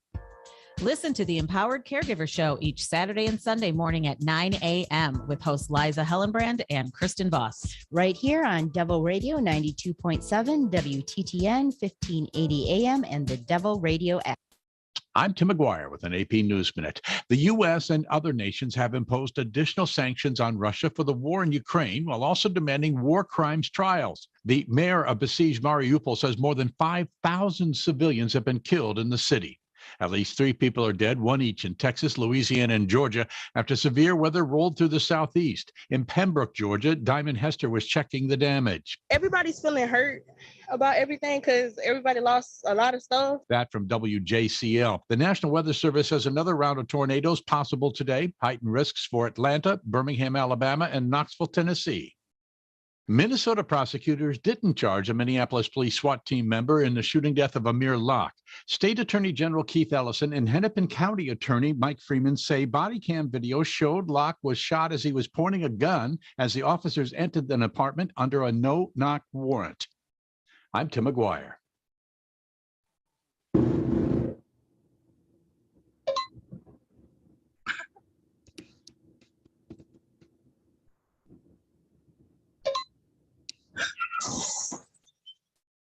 Police officers know it only takes a few seconds of someone texting and driving for things to go terribly wrong. That's why officers are increasing enforcement of texting and driving laws. So put your phone down when driving, or be prepared for the consequences. You drive, you text, you pay. Paid for by NHTSA. DQ presents How to Know If Spring Has Sprung. Step 1, stop by DQ and order from the new Spring Treat collection. Step 2, grab a fruity blast dip cone, poolside punch, twisty misty, s'more shake, or any of the colorful treats at DQ. Step 3, declare spring has indeed sprung and repeat steps 1 and 2 all season long. You know how to do it. So get your spring started today with the new Spring Treat collection only at DQ. Happy tastes good.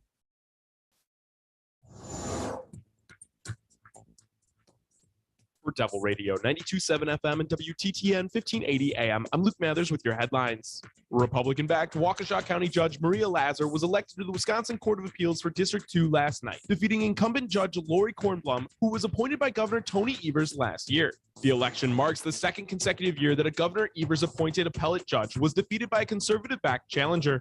Wisconsin's U.S. senators are set to split on the confirmation vote of Judge Ketanji Brown Jackson to the U.S. Supreme Court this week. Last week, Senator Tammy Baldwin stated her support for Judge Brown Jackson, but yesterday, Senator Ron Johnson said he had reservations without elaborating on why he did not support confirming Judge Brown Jackson to the nation's highest court. The Milwaukee Bucks defeated the Chicago Bulls last night 127-106, sweeping Chicago for the season and sealing the 4th straight Central Division title in the Eastern Conference. You're listening to Devil Radio 92.7 FM and WTTN 1580 AM.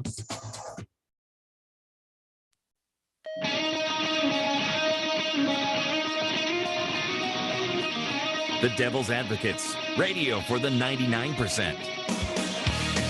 Welcome back to the Devil's Advocates Radio Show, the Hump Day edition. What a fine guest, Dr. Gillian Battino. She is a candidate for Wisconsin State Treasurer. I was impressed with her when she was running for the U.S. Senate. That's the seat that's currently held by Ron Johnson. And I got a couple of other guests coming later this week, including Mandela Barnes. Mandela Barnes is the current lieutenant governor of the state of Wisconsin, and the polling says he's the front runner in that race. And the other guy that's making a big splash, Alex Lasry, who's gotten a lot of union endorsements, spent a lot of money, getting the word out. Mr. Lasry coming at 4:00 on Friday, and Mr. Barnes coming at 5:00 on Friday. We're going to have a U.S. Senatorial Friday afternoon, but that's Friday, man. We got more in this big show. 844-967-2789. You can play a part. I've made the mistake of leaving my computer way over there, Fancy Brian, so I'm pulling up my cell phone, and as the audience bears with me for just a moment, I'll find our next direction, topically speaking. I do have another guest coming very soon, Tom Castle. Tom's an actor. Tom's a multi-talented guy, but Tom is doing a show at the Dark Horse Art Bar. I think it's on East Wash, right there on East Wash. We represent them. We do advertising for them. But he's doing like a show, a play at the Dark Horse Art Bar, and he's going to talk about it on like 10 minutes, 15 minutes. In the meantime, you could be a part. Again, the phone number here, 844-967-2789. Now, yesterday, the former president, Barack Obama, went back to the White House, told a few jokes, brought back that good feeling that hadn't been around for a long time. Well, Jennifer Rubin at the Washington Post, a fine columnist in her own right, said the Democrats needed this advice from Barack Obama. I'd like to share some of her column from today. The emotion was palpable at the former President Barack Obama returned to the White House on Tuesday for the first time since leaving office. Perhaps it was the nostalgia for a before Trump time. Those were simpler days, better days, if you would, Fancy Brian. Perhaps it was a fond remembrance of a president who was both sane and charismatic. No matter the reason for the celebratory mood, Obama's appearance was an exercise in perspective. The Obama years were filled with strife, controversy, and partisanship. But looking back, it's clear what will be remembered. It won't be Sarah Palin's infamous death panels myth or even the dreadful rollout of the healthcare.gov website. What will matter are the things that helped Americans survive a financial crisis, like saving the auto industry and stabilizing the financial industry and gain healthcare coverage. Destruction and chaos might generate temporary fervor amongst voters, but it's building something sustainable that defines a politician. Sustainable, I tell you, Fancy Brian. Here's a quote from the former President Obama in this case. We didn't get everything we wanted. Oh, tell me about it, brother. Obama said at the White House events announcing an expansion of the Affordable Care Act, that wasn't a reason not to do it. That seemed to be a message, as Rubin writes now, that seemed to be a message not only for members of his party, still reeling from the failure to pass a gigantic Build Back Better agenda, but also voters. Big, complex problems are not solved perfectly, immediately, and permanently. Expectations cannot be too high, or moments of incremental progress become occasions for grief. I feel a little grief sometimes, more from Rubin. With casual good humor, Obama observed, I intended to get health care done even if it cost me re-election, which for a while it looked like it might. That was a joke, but was it? Rubin writes, but that it is morally incontrovertible. What difference does a re-election make if lawmakers or a president cannot achieve something that will help Americans? Is the cost of staying in power too high if it means sacrificing Ukraine's freedom or the sanctity of elections? Talking to you, GOPers. Obama also reminded the country of something fundamental yet often derided in these cynical and careerist times. We're not, a quote, we're not supposed to do this just to occupy a seat or to hang on to power.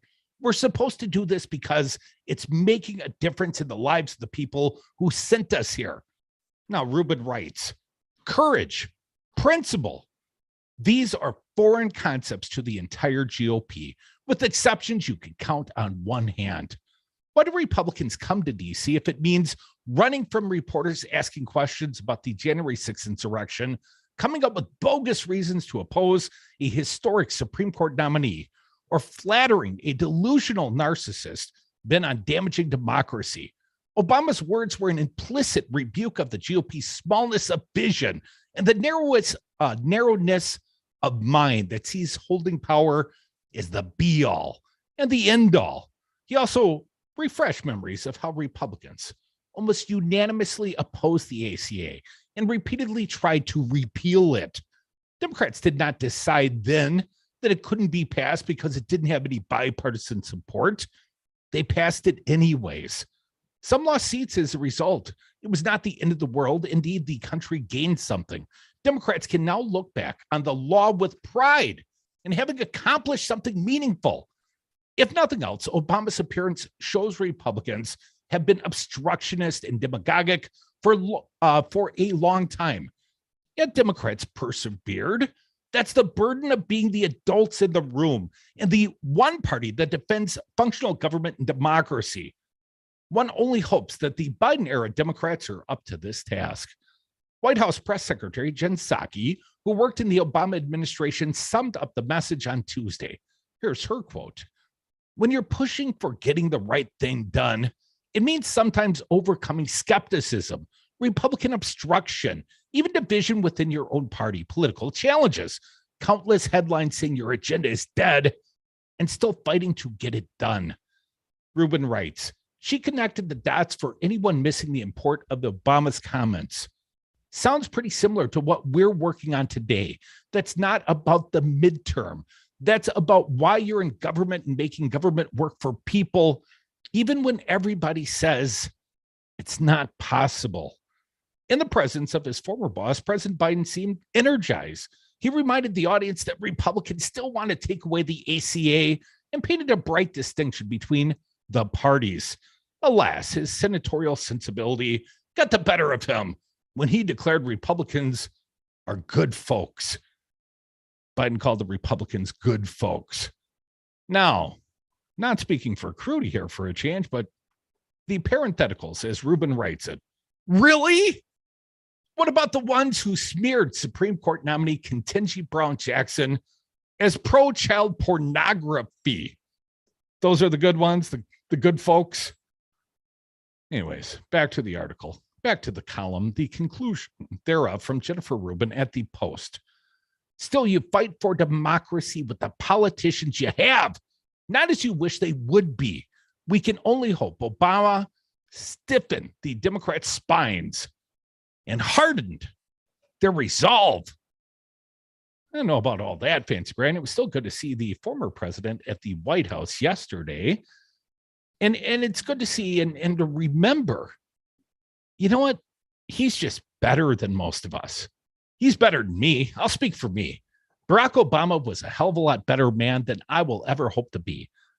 A better dad, a better politician, a better father, better communicator, skinnier. I heard he had a bad smoking habit. You know, I have differing bad smoking habits, but different. But all things considered, he's a better human being. I didn't mind voting for a guy who was better, Harvard educated, constitutional scholar. You know, a guy who just devoted his life to public service and being a better human being. He was under more scrutiny. I guarantee Barack Obama, through his life, was under way more scrutiny than I ever was. And I still got caught plenty. You know what I'm saying, Fancy Brian? I got caught plenty. Yeah. Well, again, he focused his efforts and everything on his family and doing what is right for the country as much as possible, at least within any sort of public view. Anything that was even remotely scandalous, he did everything he possibly could to, if anything was scandalous, nobody got even a whiff of it. That is true.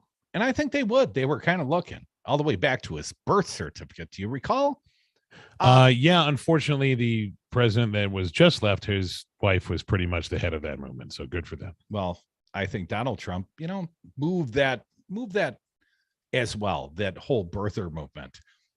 You know, Fancy Brian, I try to avoid the Foxy News and sourcing the Foxy News, but I found it ironic. Senator Tom Cotton-Eyed Tom from Arkansas.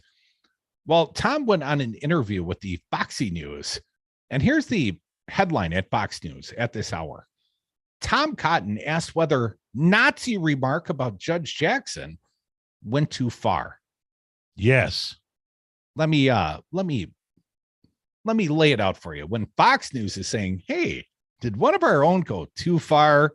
Yes. The answer might be yes.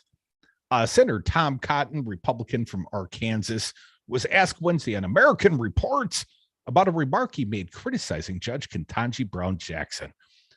Cotton on Tuesday blasted Jackson on the Senate floor, suggesting President Biden's Supreme Court nominee would have defended the Nazis during the Nuremberg trials. You know, the last Judge Jackson left the Supreme Court to go to Nuremberg and prosecute the Nazis.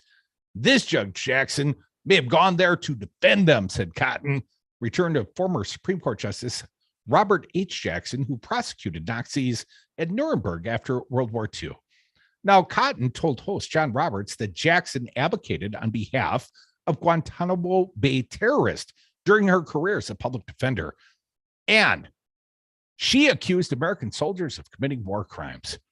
Yeah, like waterboarding her clients.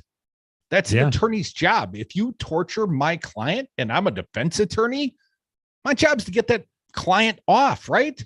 To offer that client able legal advice, capable. If you're having a trial, no matter what the person has done, no matter how obvious it is that person has done it, no matter how horrible that person is, if you don't believe that that person deserves the right to a fair trial, you do not believe in democracy. Period, full stop. That's it. And no matter how horrible those Nazis are, if you don't give them a chance to defend themselves, you are not defending democracy, no matter how horrible of a people they are. The NAACP defended the Nazis, right? At least their right to free speech, their right to public assembly. Anyways, Cotton, answering the Foxy News host, said, I have no patience for it, saying Jackson had 3 cases in which she voluntarily advocated for the terrorists at Guantanamo Bay, in which she accused American soldiers of committing war crimes. Because they did. I mean, I hate to break it to you, Tom Cotton, but we did. We tortured people. We waterboarded people. Those are war crimes. And just because you got a memo in a file somewhere doesn't mean you can do it without breaking the Geneva Convention. What'd the former president say? I'd be waterboarding. I would bring back waterboarding, and I'd bring back a hell of a lot worse than waterboarding. Yeah. What a great person that is. A war criminal. Speaking on the Senate floor, Cotton accused Jackson of having shown real interest in helping the terrorist. He said it's true you shouldn't judge a lawyer for being willing to take on an unpopular case, he argued. Well, there you are. You're doing it, Tom.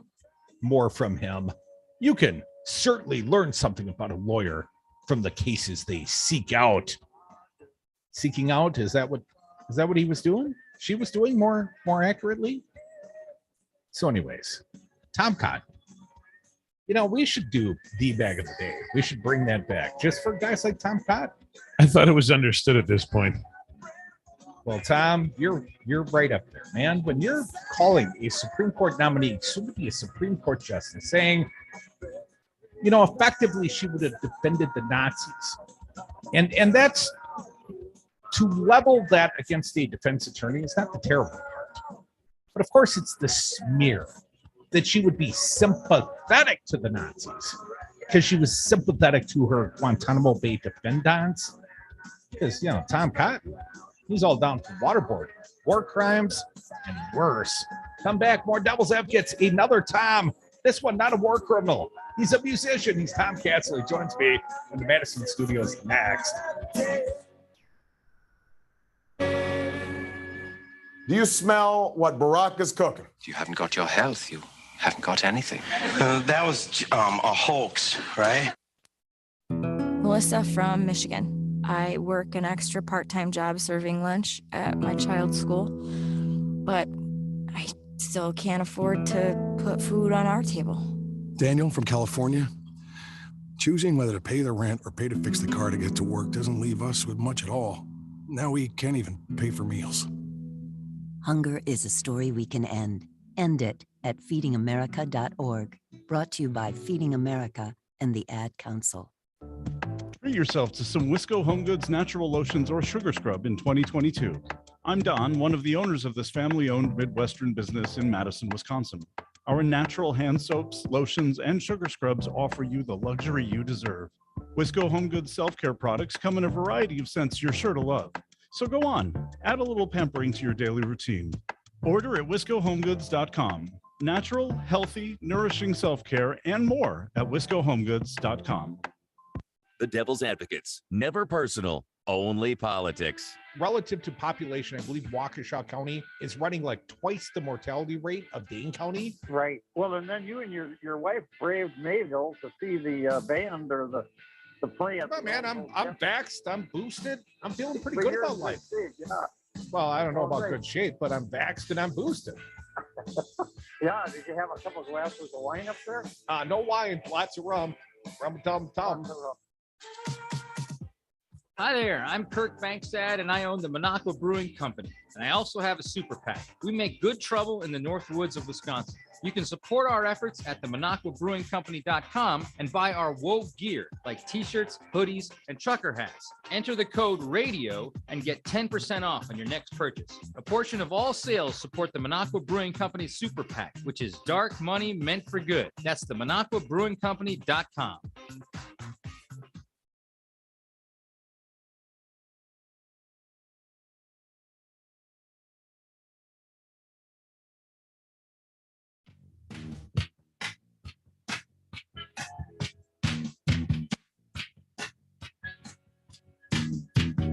I don't know if you know the Devil's Advocates, but the show is kind of a big deal. Welcome back to the Devil's Advocates Radio Show. It's not the happy hour yet, but I am happy to introduce Tom Castle. He is a performer of many talents. I've known Tom for a couple of years at least, Tom. I don't know how long when we meet at the Capitol. It goes back to the protests. It's a decade ago now, Michael. Yeah, so we're both not spring chickens like we used to be, Tom. Welcome back, man. Welcome back to the studio. You brought beer, so that always makes you a good welcome guest. And Tom, you came to talk about a show you're doing at the Dark Horse Art Bar. Yeah. And they're one of our fine sponsors. We like the Dark Horse. But tell us when and where and what's this performance all about, Tom? Okay, it's tomorrow night, and it's at 7:30 at the Dark Horse. And the production is called Joe Hill, Alive as You and Me.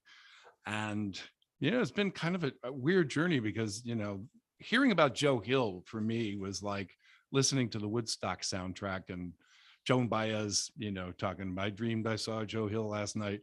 And it didn't really mean that much to me then. And then, we all got involved in the protests and the uprising and spent 8 years singing with the Solidarity Sing-Along. And all of a sudden, Joe Hill meant a whole lot more. But just a few months ago, David Simmons from Fermat's Last Theater Company, they're a political and social justice theater company that I worked with a couple of years ago. And he said, I have this idea for doing this play. And it's like a deep dive into Joe Hill and the Wobblies and the labor movement. And as I think I've said on calling into this show, if the right is scared of CRT, they are going to be really scared when kids ask about labor history, because it is a whole deep dive into that. So the play is basically a one-man play with some visuals that David will be doing. And it's about, I don't know what I got in there, maybe a half dozen songs, and it tells the whole story of Joe Hill, who was basically a martyr to the labor movement. And in 1915, he was executed in Utah, and he was basically framed for a murder he did not commit. And the president of the United States and the Swedish ambassador in Washington, Helen Keller, just all of these people sent telegrams to free him, but the Utah Copper Company had a lot more power, and they ended up killing him by firing squad.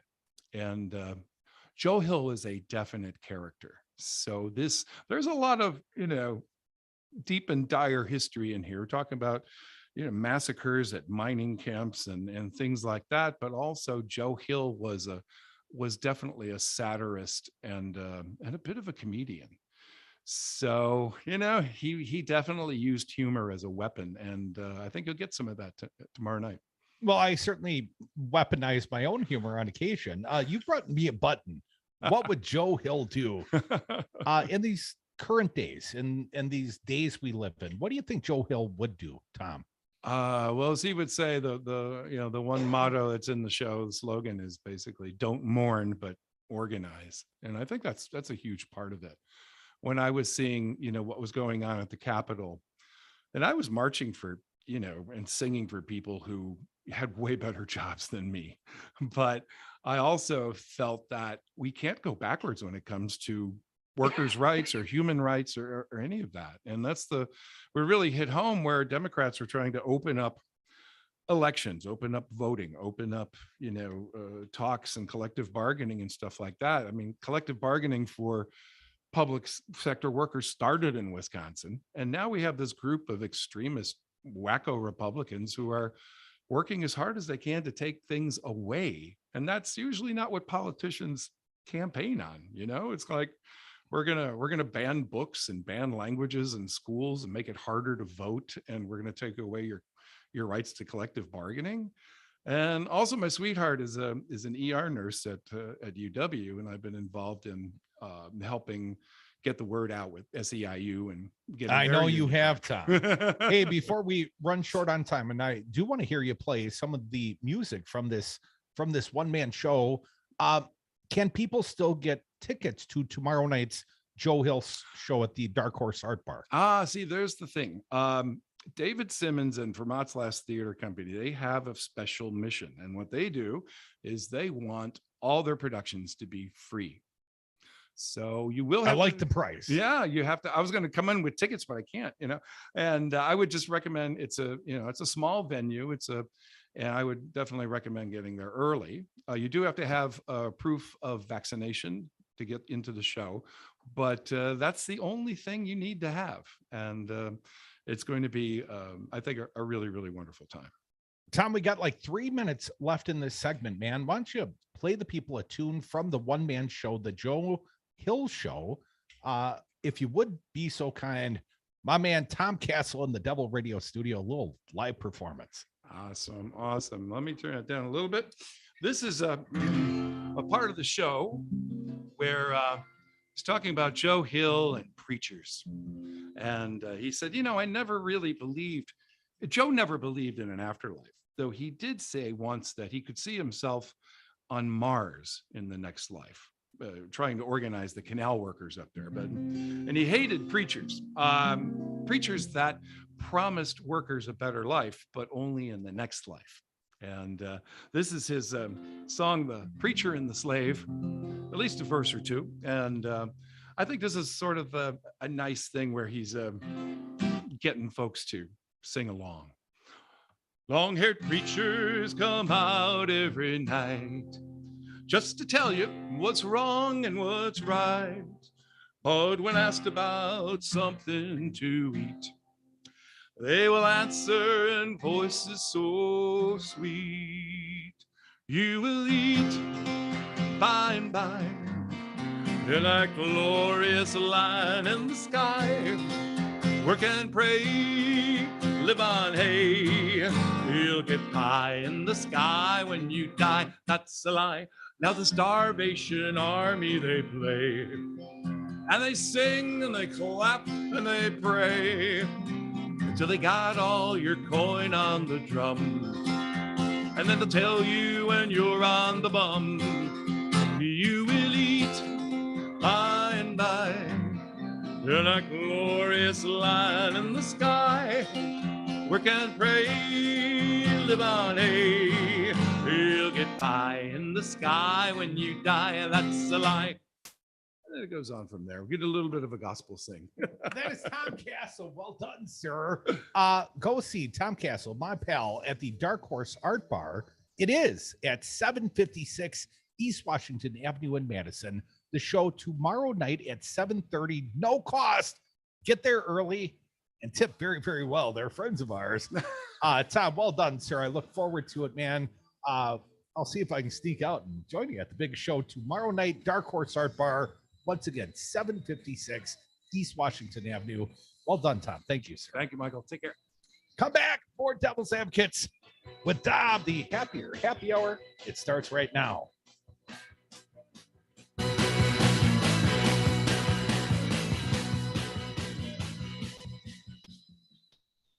Stop that. You're not going into a song while I'm here. Hi, this is Brad from Zero Res. If you need someone to help with your carpet cleaning, business or residence, please give us a call. We have the best system available and an amazing team of friendly technicians. Call us at 848-9000 or schedule online at zeroresmadison.com.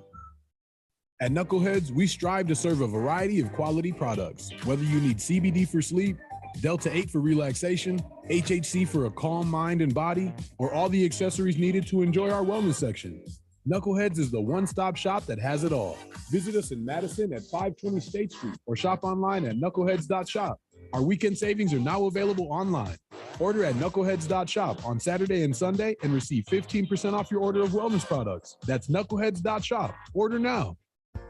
Listen to the Empowered Caregiver Show each Saturday and Sunday morning at 9 a.m. with hosts Liza Hellenbrand and Kristen Voss. Right here on Devil Radio 92.7, WTTN 1580 AM, and the Devil Radio app. You are listening to WTTN 1580 AM Columbus, W224 EG Madison, always streaming on the Devil Radio app. AP News, I'm Tim McGuire. The U.S. is providing new military aid to Ukraine.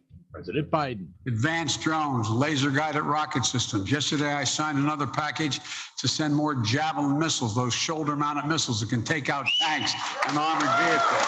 Russia is also being hit with more sanctions. The president says the atrocities in Bucha and elsewhere are on full display. There's nothing less happening than major war crimes. Responsible nations have to come together to hold these perpetrators accountable. The new sanctions block 2 key Russian banks, the latest steps in what the president describes as a campaign to isolate Moscow's economy. We're going to stifle Russia's ability and its economy to grow for years to come.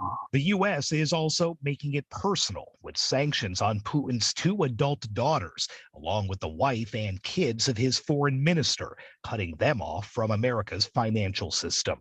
Sagar Magani at the White House. Minnesota State Attorney General Keith Ellison and Hennepin County Prosecutor Michael Freeman declined to bring charges against Minneapolis SWAT team officer Mark Hanneman, who shot and killed 22-year-old Amir Locke, a black man in an apartment during a no-knock raid February 2nd. The Hennepin County Attorney's Office, the Minnesota Attorney General's Office, and an independent expert, each separately and independently, have arrived at the conclusion the charges cannot be brought in this case. Henneman's body cam video showed Locke holding a gun before he was shot. Locke's mother, Karen Wells, had this to say about Hanneman. Every time you take a step, we're going to be right behind you. This is not over. You may have been found not guilty, but in the eyes of me, being the mother who I am, you are guilty. Ellison and Freeman, whose offices reviewed the case, said Locke might never have been shot if not for the no-knock warrant. This is AP News.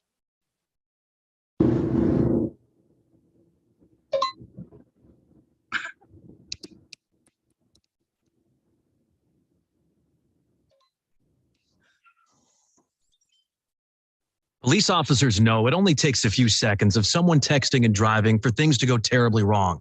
That's why officers are increasing enforcement of texting and driving laws. So put your phone down when driving, or be prepared for the consequences. You drive, you text, you pay. Paid for by NHTSA. DQ presents How to Know If Spring Has Sprung. Step 1, stop by DQ and order from the new Spring Treat Collection. Step 2, grab a fruity blast dip cone, poolside punch, twisty misty, s'more shake, or any of the colorful treats at DQ. Step 3, declare spring has indeed sprung and repeat steps 1 and 2 all season long. You know how to do it. So get your spring started today with the new Spring Treat Collection only at DQ. Happy tastes good. Devil Radio, your fix for progressive news talk from Black Earth to Columbus. Always streaming at DARNWI.com. Listen to your favorite political talkers no matter where you are. 92.7 FM in Madison and Eastern Dane County, 1580 AM Columbus, north of Madison, and for daytime east-west commutes on I-94, 101 FM in the Shaw, and 540 AM covering eastern Wisconsin all day and covering the Milwaukee Metro, the Wild Counties, Racine, and Kenosha 24/7. Download the free Devil Radio app for your smartphone and take both stations with you everywhere. No excuses, just listen. If you think you need a home inspection, you probably do. Hi, I'm Todd Osborne of Orion Inspections. And buyers, sellers, and even flippers, I'm talking to you. Knowledge is power when it comes to real estate transactions. You'll get an image-packed, searchable, digital, printable report of the condition of the house, things to keep an eye on, any safety issues or defects, and the knowledge to make smart, informed decisions. Your instinct is telling you to get an inspection, and instincts are usually right. Learn more or schedule today at orioninspections.com. President Trump lost the election. Joe Biden won the election. Collectively, Republicans got 1.661 million votes, 51,000 more votes than Trump got. He exhausted his cases. He exhausted the court challenges. All the Republicans voted for Trump the way they voted for the assembly candidates. He would have won. It was not rigged. It was not stolen. Donald Trump lost the election. Joe Biden won the election. It's really clear. This message was paid for by the People for People Corporation. Donate online at p4ppc.org. You've merely made radio your ally. I was born on the radio. Devil Radio, 92.7.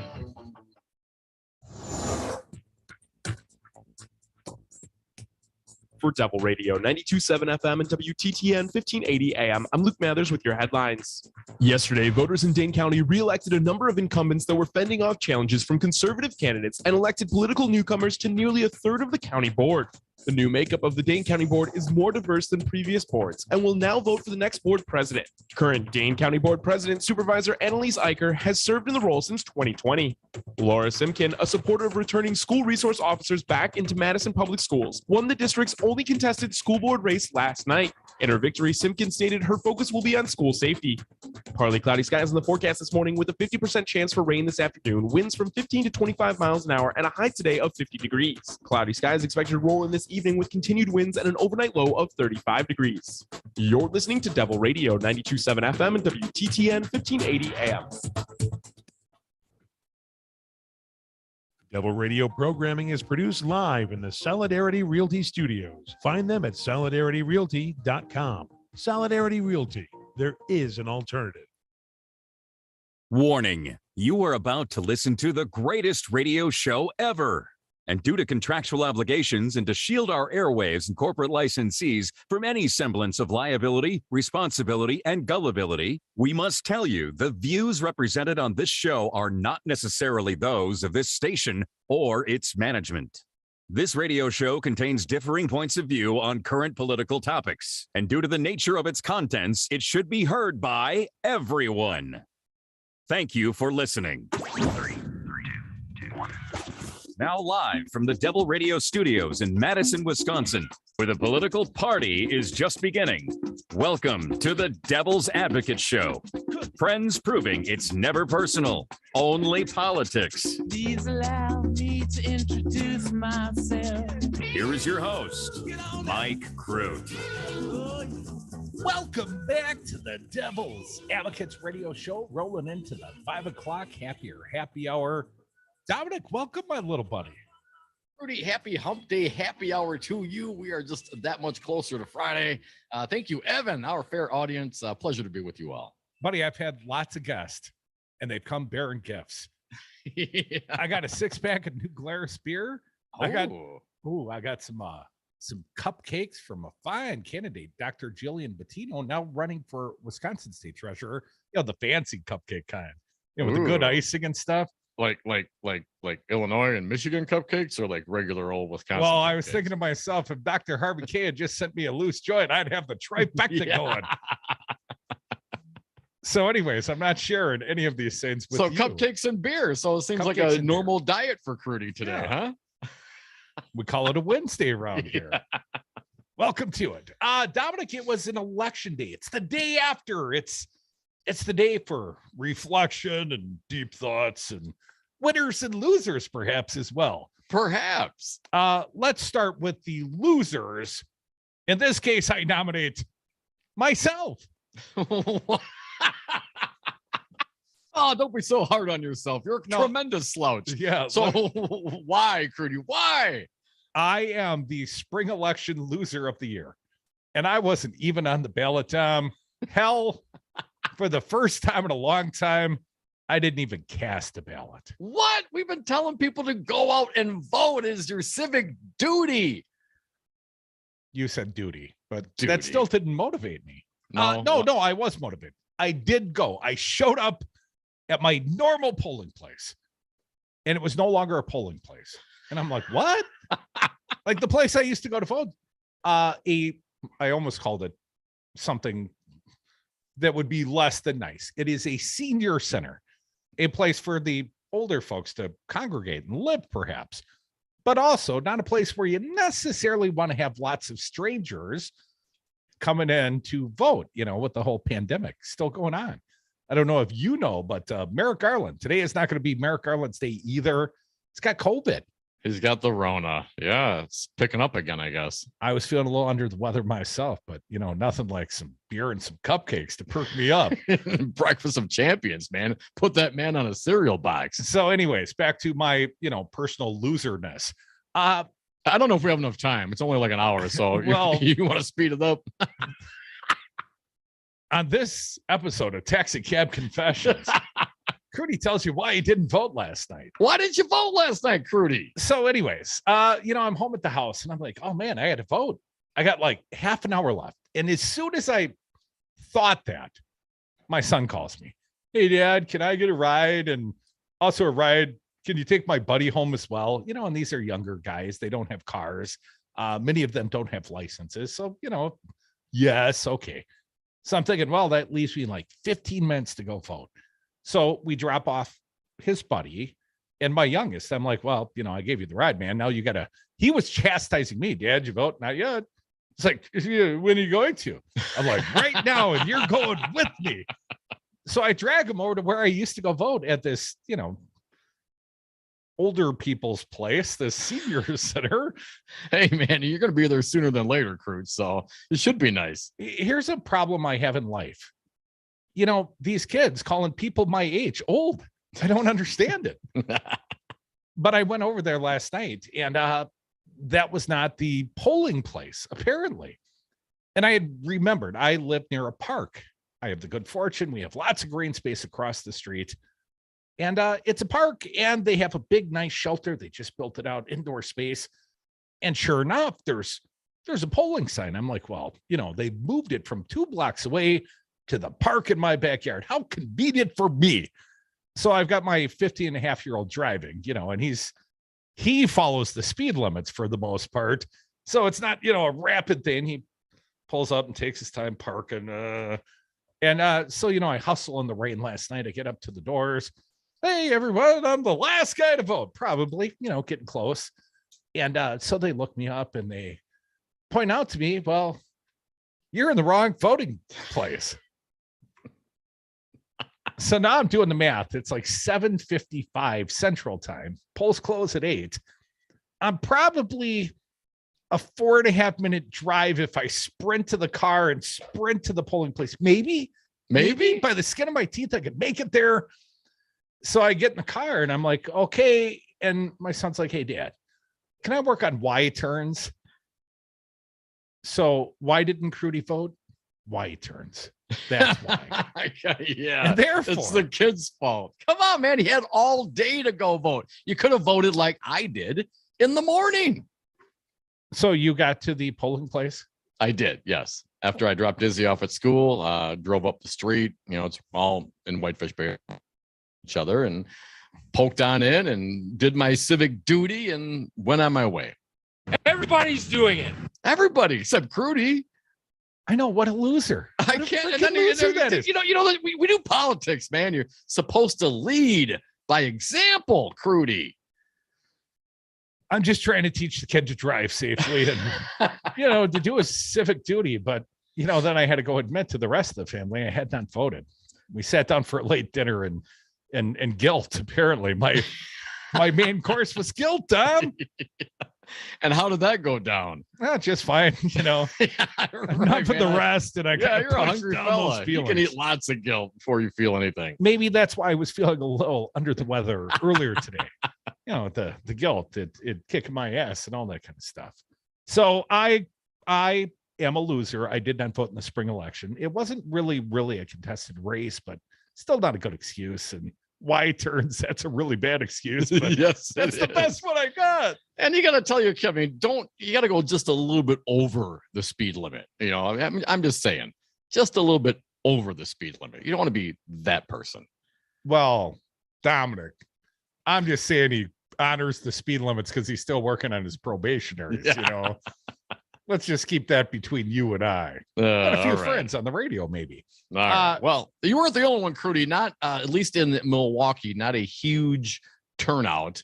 According to Daniel Bites at Milwaukee Journal Sentinel, about 31% of registered voters went to the polls and cast a ballot. Well, which was lower than the 2020 pandemic election. I mean, what? Come on, people. But I guess everyone's busy. They're, you know, got their kids to drive and, you know, what are you going to do? But there was a mayoral race on the ballot in Milwaukee. It was worth going to the polls. Now, yes. I could not find, not amongst my colleagues and teammates here at Devil Radio and the Shaw, no one had a active vote, although I bet Matt Flynn would have, and I bet Earl would have. I didn't ask the right guys, apparently. I asked you and Fancy on the air, and no, we don't get to vote in the mayoral race. But congratulations to Mayor Cavalier Johnson. Yes. And I never thought about this before, but they call Cavalier Chevy. Is that because Chevy, like Chevy Chase? Yeah. Cavalier Johnson. Yeah, but they call him Chevy Johnson. It's been less so as of late. Is that because I haven't of seen him Chevy Cavalier? That's my question.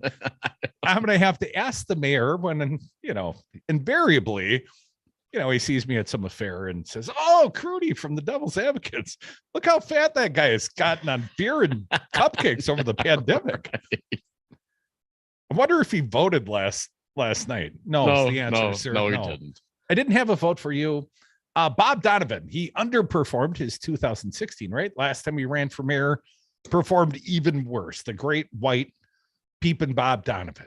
No. He goes by Fighting Bob Donovan. And to usurp the fine name of Fighting Bob, to take it for yourself as the conservative / Republican leaning-ish mayor candidate of Milwaukee is, you should lose for doing that. You are no Fighting Bob Donovan. Can't we just call him loser? I mean, officially, he lost. I like peeping Bob Donovan. I think that's appropriate. I read a longer account, Bruce Murphy at the online daily urbanmilwaukee.com, and you hate to kick peeping Bob while he's down, but that was a little worse than a peeping episode. If you go back to the old reporting, 1996, Daniel Bice, apparently Bob had a habit of going down to UWM and UW Milwaukee, right? Not as a student, but as like a contractor, a vendor to the UW system. While he was working, he was doing this. And apparently he was observed for some long period of time looking through a glory hole. And he told the cop there, according to the original reporting of Dan Bice, recently recounted by our friend Bruce Murphy, online daily, urbanmilwaukee.com, that Bob said he liked to go down there to masturbate and meet men for sex. So reportedly, that's not Crudy's. I don't have to throw an allegedly in there. Right. Somebody else wrote that. So Bob Donovan inspired Porky's? He might have. Did you see the story about the Southwest passenger rubbed 4 of them out on a flight from Seattle to Denver? I mean, 4? What? That's not the Mile High Club. As an official member of the Mile High Club, I can assure you that is not how it's done. I think he thought the poor passenger, he was in 11F, the passenger at 11E, apparently not a fan.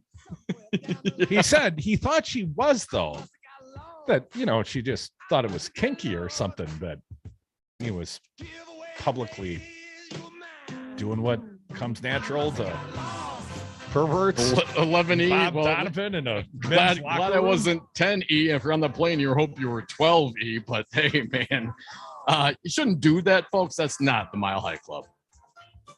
That makes for a terrible thought.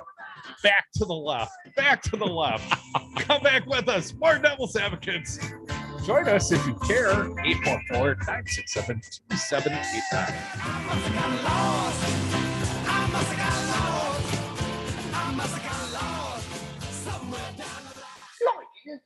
Honest, I ran out of gas. I had a flat tire. I didn't have enough money for cab fare. My tux didn't come back from the cleaners. An old friend came in from out of town. Someone stole my car. There was an earthquake, a terrible flood.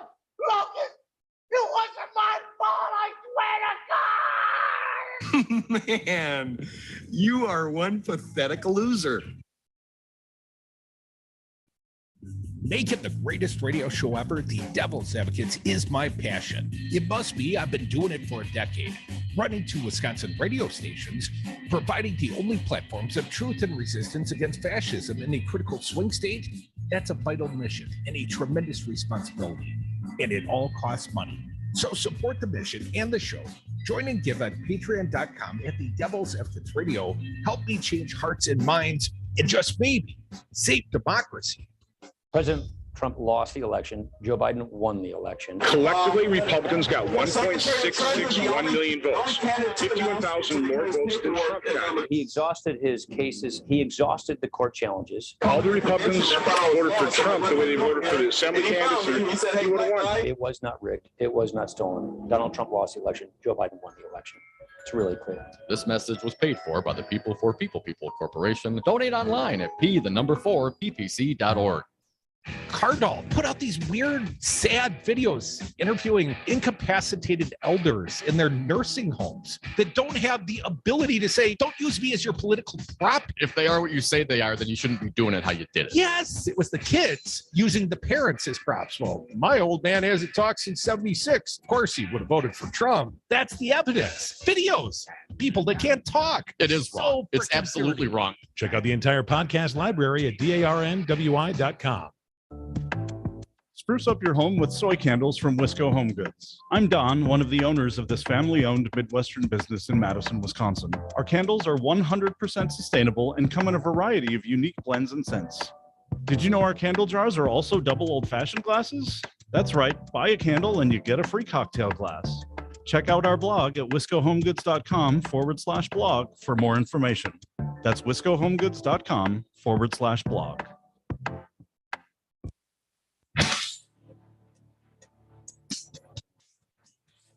Devil's Advocates Radio for the 99%. And we are back. Thank you for listening to the Devil's Advocates Radio Show. You can join us on this fine hump day happy hour at 844-967-2789. Dominic, a big spring election day for some people. Last night, the great state of Wisconsin. Yesterday, all day long. You know, apparently I missed that very modest window between 7:55 and 8 o'clock p.m. I apologize. But let's talk about the winners and the losers, according to Daniel Bice. Let's move on to the south side of Milwaukee, Dom, in the race between Juan Miguel Martinez, a socialist who wears a Communist Party pin, calls cops pigs and racists, and once bragged about jumping a Mexican cop with his pals. And he was on the ballot against former state rep Josh Zethnick, who lost his seat after being accused of kissing two different women without their consent while he was intoxicated. Or as Daniel Bice says, lovely. And my understanding, the difference as we stand today, day after the election, between these two fine candidates, 17 votes. 17 votes. And Zethnick trails the former, now he won the primary handily. He had 41% in the primary. He trails now by 17 votes. A automatic recall in a small sample sort of election like this, the threshold apparently is 10 votes. So Zethnick would have to fund this thing. When a recount for another supervisor seat was discussed in 2021, county officials estimated the cost at $6,500. So not overwhelming, not a life-changing amount of money, but still that's a chunk of change, right? Well, and to have to pick between those two particular candidates, that's no wonder why people stay home sometimes. Well, Dominic, according to Bice, the winners were also people not yet on the ballot, the Democratic candidates for the U.S. Senate. Now, why would he think they were the winners? Crudy, for better part of a year, the 10 Democrats running for the right to oppose Ron Johnson have been doing all they can to get your attention. Only rarely did that happen, like when Milwaukee Bucks executive jumped in line to get his COVID-19 shot. Remember that? But now, I love how Bice wrote about that. So, of course, he remembers that. Throw it out. And he put a link on the article to it as well. Bice goes on to say, but now that all the nonpartisan contests are out of the way, these Democrats, led by Barnes, State Treasurer Godlewski, Outagamie County Exec Tom Nelson, and Lazary, can take center stage for the next 4 months. The only thing they have to worry about now is that the Republican gubernatorial candidates, Nicholson, Ramjam, and Rebecca Clayfors, don't suck all the oxygen out of the room while ridiculing and belittling one another. Well, Dominic, let me point out the big lineup I got on this show this week. Had Tom Nelson very recently, and I've got Alex Lazary coming Friday at 4 o'clock, and Lieutenant Governor Mandela Barnes joining us in the Happier Happy Hour at 5:05 on Friday. So Lazary, and Barnes on Friday, Tom Nelson on recently. And I don't know if you heard, but our pal, Dr. Harvey Kaye, made a big endorsement today. He endorsed Tom Nelson for U.S. Senate. Oh, he did. Excellent. Okay. Cool. Nelson, mostly because Nelson endorsed his economic bill of rights. And Nelson said, hey, man, shouldn't all Democrats, shouldn't all progressives be running on effectively this platform? Right. You know, a job should pay you enough to pay the bills. Right. You should have housing you can afford, those kind of notions. So I'm going to ask, if I recall, you know, you'll have to prompt me. No, I forget stuff, apparently. You're going to have to prompt me, but I'm going to try and ask both Lasry and Mandela about aspects of the economic bill of rights. So anyways, they're the big winners. Losers, Milwaukee's black alderman. Now, how and who is he talking about? Crudy, looking backwards instead of forward, the African Americans on the Milwaukee Common Council decided to sit on the sidelines and endorse no one in the mayor's race, vice rights. Though most denied it, members of the Black Caucus appeared still to be upset that Johnson won the council presidency without their backing 2 years ago. So they sat on their hands as the city elected its first black mayor. And Johnson, by the way, is young. He's 35 years old. I mean, this is a sea change for Milwaukee. Bice goes on to write, there was one exception. Ashanti Hamilton, former Common Council president, actually endorsed Donovan, Peepin' Bob Donovan. Remember, it wasn't so long ago that people at City Hall and elsewhere were talking about Hamilton possibly being mayor of Milwaukee, how things have changed in the last 2 years. Now, here's another loser, according to Daniel Bice. My recent guest, I believe he appeared Monday with us, Tom.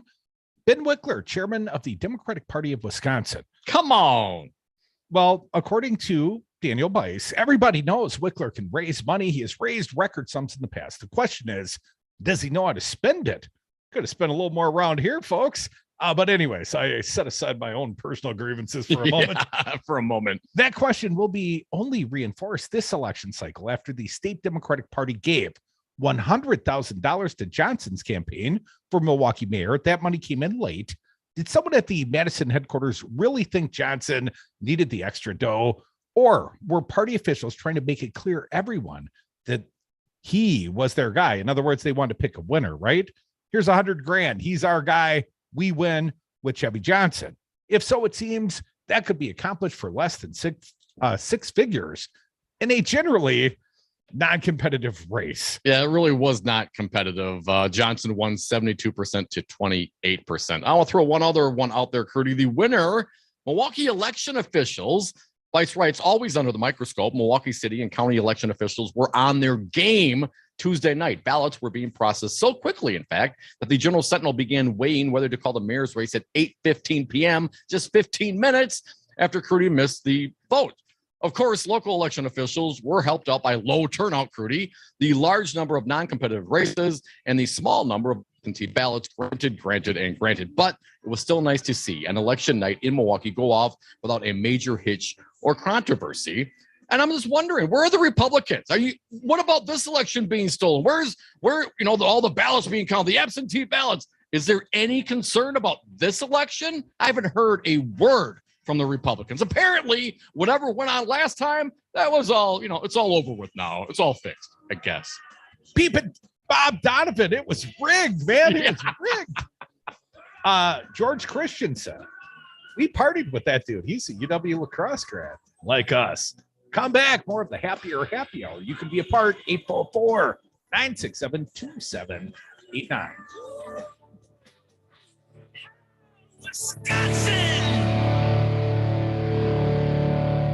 Do not take me for some conjurer of cheap tricks. I think God would want us to go to Milwaukee. This is the radio station you were looking for. Devil Radio 92.7. It surrounds us. It penetrates us. It binds the world together. Help me, Devil Radio. You're my only hope. Here on Devil Radio, the happy hour is always the happiest hour of the day. If you want to end your day on a high note, join the happy hour at the all-new Dark Horse Art Bar, 756 East Washington Ave, right next to Salvatore's Tomato Pies. Happy hours now Tuesday through Saturday, 4 to 6 p.m. with drink and wine specials and $1 slices. And always free parking in our building. The Dark Horse Art Bar. Enjoy this unique, funky, cool space. Surround yourself with art with featured local, regional, and national artists. New shows each month. There's only one day I circle on the calendar each year, 420. And there's only one place to stock up for all your 420 needs. Knucklehead CBD and Vapes at 520 State Street. Wednesday, April 20th, join me for a special 420 live broadcast of the Devil's Advocates, live from Knuckleheads on State Street. Coverage beginning at 420. Check out the tremendous selection that only Knuckleheads offers and stock up on the 420 specials that are worth circling on the calendar. Come celebrate 420 with Crudy, or if you can't wait, go to Knucklehead.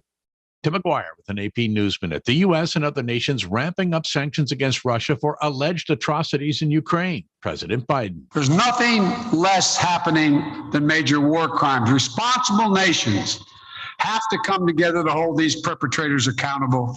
And together with our allies and our partners, we're going to keep raising economic costs and ratchet up the pain for Putin. The heads of the nation's largest oil companies tell Congress they have no control over much of the cost of oil and gasoline. BP Chairman David Lawler claims there's no instant markup in prices at the pump when oil prices increase. The price of oil that's entering a refinery could have been purchased at a higher price, and therefore that price then flows through all the way to the station. It's not necessarily an instantaneous market. The 6 top oil companies recorded $77 billion in profits last year. President Biden and other Democrats blame Russian President Vladimir Putin and the U.S. oil industry for the rising prices. I'm Tim McGuire.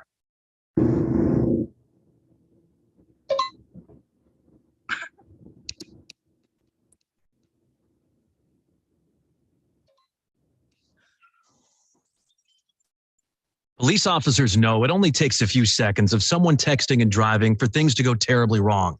That's why officers are increasing enforcement of texting and driving laws. So put your phone down when driving, or be prepared for the consequences. You drive, you text, you pay. Paid for by NHTSA. DQ presents How to Know If Spring Has Sprung. Step 1, stop by DQ and order from the new Spring Treat collection. Step 2, grab a fruity blast dip cone, poolside punch, twisty misty, s'more shake, or any of the colorful treats at DQ. Step 3, declare spring has indeed sprung and repeat steps 1 and 2 all season long. You know how to do it. So get your spring started today with the new Spring Treat collection only at DQ. Happy tastes good. Time for an update from Up North News. I'm Pat Kreitlow. Sometimes in our newsletter, we ask a question of the day. Today's could have been, who votes against NATO and democracy? Turns out the answer is Congressman Tom Tiffany. He was one of only 63 House members to vote against a non-binding resolution of support for our European allies as they try to contain Russia. Tiffany earlier had voted against banning imports of Russian oil. We shared some thoughts from, of all places, the conservative website The Bulwark, where writer William Salatin is calling out the people he calls Republicans who love Russia and hate America. We also look at Ron Johnson's record on providing aid to Ukraine dating back to 2014. He's batting under 500 when it comes to standing up to Putin's aggression. We have a new poll out that shows 2 out of 3 voters surveyed in the country do not want government interfering in reproductive rights, and that includes nearly half of Republicans surveyed. Find those stories and more at upnorthnewswi.com. The Devil's Advocates. Never personal, only politics.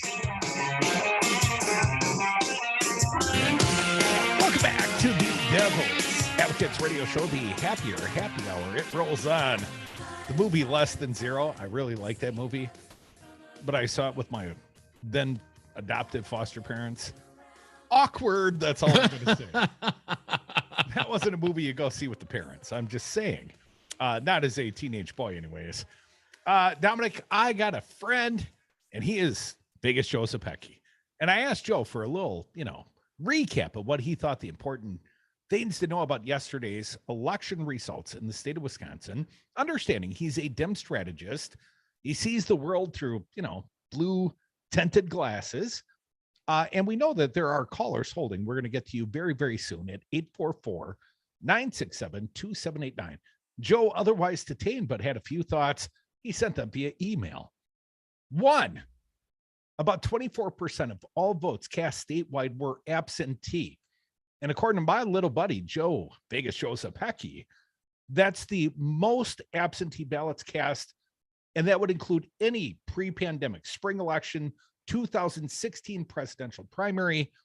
This was still a large number of absentee ballots. As a percentage of all the total votes cast. Yeah, that is. Wow. The absentee ballots are still dominated by the blue team. The Dems are still voting absentee. And that's why, of course, the red team's going after, things like drop boxes. Yeah, but have you heard any Republicans talk about, the absentee ballots cast from, the nursing homes? I mean, how is it that the last election was such a crap show that we have to go through all this stuff and spend, hundreds of thousands of dollars here in the state of Wisconsin to investigate? But now, not a peep, not a word. This one went off without a hitch. Not one little problem, Republicans. Well, they won the most important race on the ticket, the appellate court race. Kornblum, the Tony Evers appointee, lost. And Daniel Bice points that out in his column. He calls Evers one of the big losers.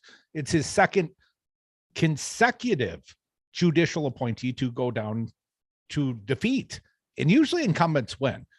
But anyways, in the Kornblum race, Republicans successfully partonized, is that a word? I think Joe might have made up a word. All right, welcome to the party, Joe. Successfully made the race a partisan race in a conservative district, but there are huge warning signs. Kornblum crossed 40% in Waukesha County, 48% in Ozaukee County, 51% in Kenosha County, 49% in Racine. In a statewide race, if Republicans got that sort of turnout, they're doomed. Now that the overall vote, the conservative Lazar, the GOP backed candidate, won 55 to 45%. According to my little buddy Vegas Joe, 75% of Wisconsin progressive candidates won last night, including wins in 20 counties. Progressives had a clean sweep in La Crosse, Green Bay, and Eau Claire school board races, and progressives picked up a seat in the Outagamie County Board, maintained control of the Sheboygan City Council, and maintained control of the Stevens Point City Council. The first Black person was elected in the Fond du Lac School Board, and the first LGBTQ person was elected in the Marathon County Board race. In emerged candidates, Democratic women won 25 of 31 races last night. Wow. So I think we know who the real winners were. 844-967-2789. Not one of the winners, Kelly Ruh, Ruh. She's the Wisconsin official who 2 years ago posed as a presidential elector for Donald Trump as part of the attempt to overturn a fraudulent Trump elector on the ballot. Yeah, she lost for sure, right? She lost her re-election bid as an alderperson in De Pere, Wisconsin, a town just south of Green Bay. She lost to Pamela Gantz, according to boltsmag.org. Gantz is a real estate agent who volunteers as a poll worker. Gantz said our campaign was about restoring trust in our local officials and focusing on local issues that matter to us as a community. I promise not to use my position to influence any national elections or support conspiracies. I promise to keep it local and promote fair and free elections for our community. Yeah, I wonder if losers. If Kelly Ruh is going to, challenge it. Is this some sort of fraud? Was there a steal, Kelly? How would you know? What is different about this election than the last one? I'm very curious.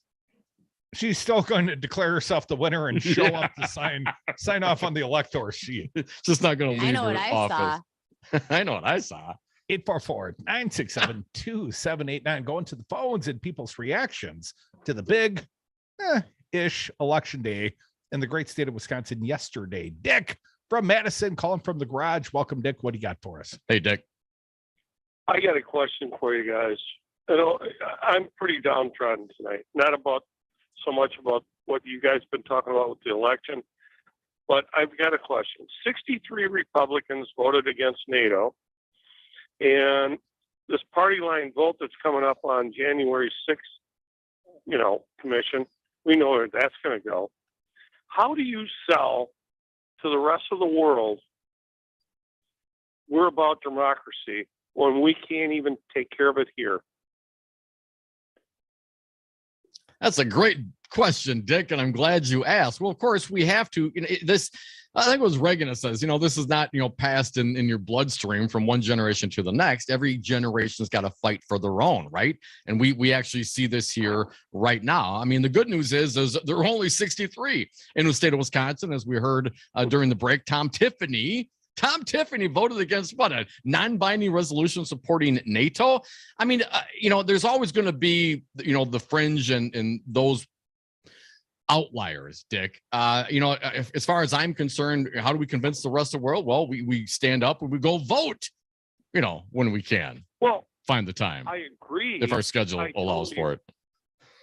I totally agree, but it looks a little bit suspect when right here at home, we can't come up with better numbers than this. Yeah, and no doubt, Dick. Election, man. Let's. I know, but some but people Dick's are gotta busy. Some people have stuff to do. It was a lower turnout than the COVID election that the Republicans pushed us through. Dick, don't lose heart, man. It's been a whole lot worse in this country, and hopefully we can make it better. So keep your head up, man. We'll be all right. Bye, Dick. 844-967-2789. Lou say goodbye, Dick. We never say goodbye. Just say see you later. Hey, Lou, welcome to the Devil's Advocates. What do you got for us? Oh my! You guys, as Marxist revolutionaries, must be mad as hell. All these. Wait, why am I a Marxist revolutionary again, Lou? Why would I be mad as hell, Lou? Please go ahead. Define a Marxist revolutionary quickly if you're going to label as a troll and a crank. How would you define those things? Right. Devil's advocate in your show and Democrats. Well, that doesn't say anything, Lou. You can't just use other adjectives. Tell me exactly what a Marxist revolutionary is.